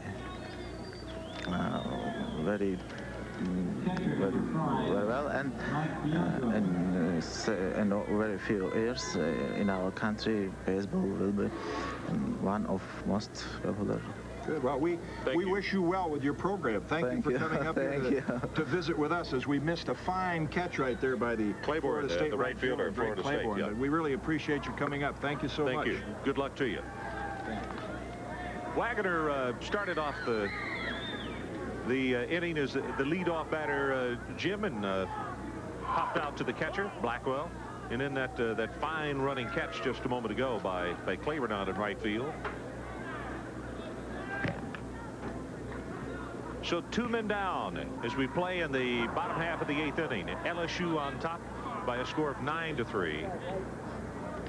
Well, interesting to hear Gala say that, and I'm sure we had a little communication problem there in him understanding exactly the questions we were trying to ask and the points we were trying to make, but to think that baseball could be that popular within just 15 years in the Soviet Union is their goal. Swung on and missed. They just started in August of last year. Boy, this kid has been impressive, Sorakowski. As bad as the Florida State pitching has been in general tonight, Sorakowski has been that good.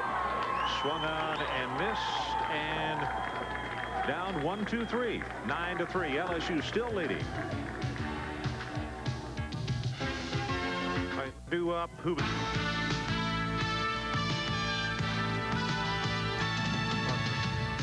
Parker.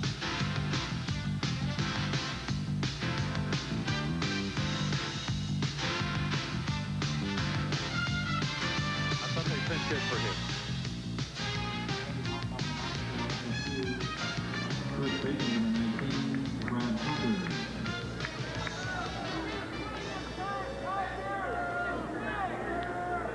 9-3, LSU on top. Boardwalk in baseball in Baseball City, Florida. Top half of the 9th inning with the Tigers on top 6-3. Brad Parker, the first baseman, had a hit back in the 5th inning as Russell Springer begins his 3rd inning of work. Ben McDonald started the game tonight with 6 innings, gave up 2 runs and 5 hits. You know, Springer might be able to pull a Satchel Paige here, Ron. You know, they talk about Paige. This would tell the infielders and outfielders sit down. He'd strike out the side. That's what Springer has done in 2 straight innings. 6 Ks. Interesting thing is you can throw in what, 3 walks to go along with that? 4 of them, yeah. Which is makes for interesting numbers. Walk the first 2 batters and, well, take it back. You're exactly right. The first 3 batters in the last inning. And then 3 straight strikeouts, and all 3 were swinging. 2 call strikeouts, 1 swinging back in the 7th. Count goes full on Parker.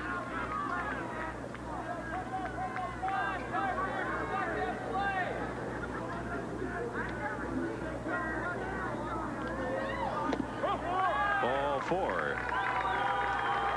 Well, he's keeping his string alive. All walks and Ks. And we ought to mention one more time as we're down to the last inning here, Ron, what a beautiful facility this is here for baseball. The spring training home of the Kansas City Royals here at Boardwalk in Baseball. 4 brand new diamonds to house and take care of their minor league, as well as 2 diamonds for the big league club. John Mark Tabayo is the pinch hitter right now, and I believe that's Schneiderman, who has gone into right field. He's one that flied out to center field in that last inning.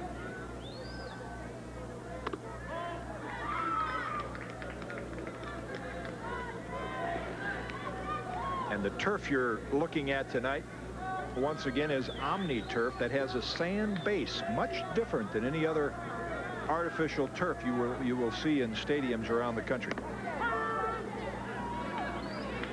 You see a ground ball hit off this stuff. There you get a little better view of it. And the sand flies up as if it hit a grass infield. Swung on. 1-2 now. Ball doesn't take the high bounce like the artificial turf that is laid over a concrete surface that most of your artificial turf stadiums are. Swung on, ground ball down to first base. Terrace steps on the bag.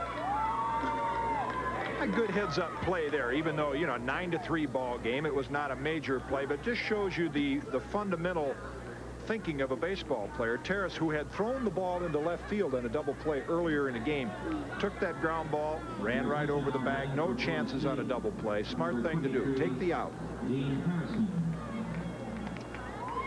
Another substitute stepping in. This looks like Dean Harrison. He's a freshman out of Margate, New Jersey. 6'1", 202 pounds.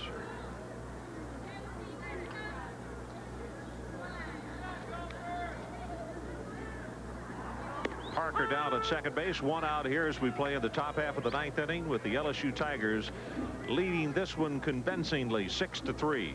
2 in the first, 1 in the second, 1 in the third. The big inning was 3 more runs in the 7th inning, and that, for the most part, put it out of reach. It made the LSU lead 9-2.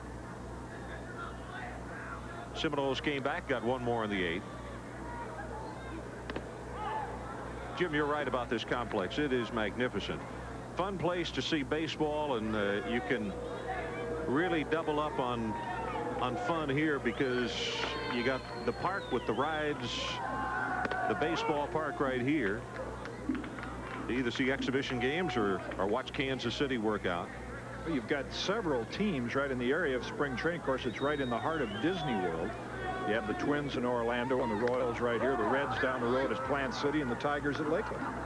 And Winter Haven's not that far right down the road either, is it? Corner. Astros are over in Kissimmee. That's 7 Ks in 2 2/3 innings for Springer.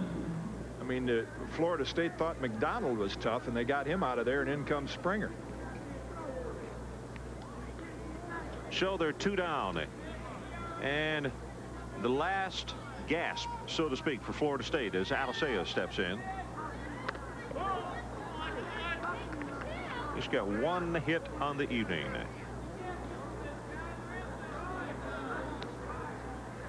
He scored his last 2 times, though. Scored a run in the 6th after a base hit, and then scored a run in the 8th inning. When he walked, then the throw, the error on the pitcher Springer, got by the first baseman, went all the way around to third.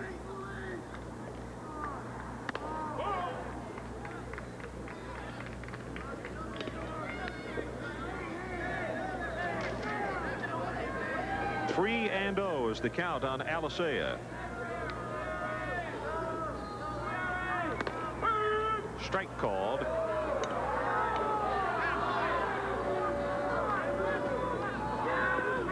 Talking about guys to thank, also don't want to go without mentioning not only the 2 sports information departments of these 2 schools, but 2 fine coaches. These guys are fun to be around and will help you out any way that you need help as far as getting information about their ball clubs. I don't think I've been to a college baseball game yet, Ron, where the coaches and the sports information directors have not been cooperative and enjoyed having us there. It's just been a pleasure to be around college baseball. Line drive left field on the run. Did he catch it? No. Wagner couldn't hold on. The run will score as Parker comes all the way around, and it makes it a 9-4 ball game.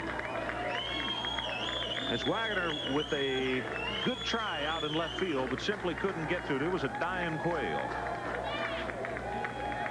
Alicea with his 2nd base hit of the night. Number 24, Barry Blackwell. That's the first run that the Seminoles have earned tonight. That's right. Those first 3 were unearned. Still 2 men down. Alicea at first. Blackwell steps up.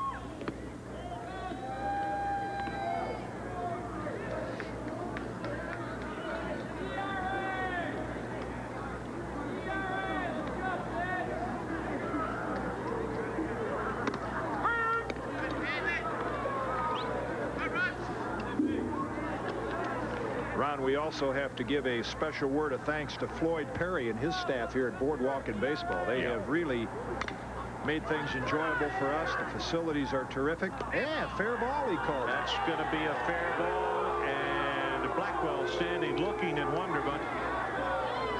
That's going to be the ball game as the toss goes down to first base. 3rd out here in the top of the 9th, and the LSU Tigers will win the first of our 13-week series, I guess you could say, of collegiate baseball. 9-4 in the final in this one. Right now we're going to take a break. We'll come back and talk more about this one in just a moment, but right now relax for just 60 seconds.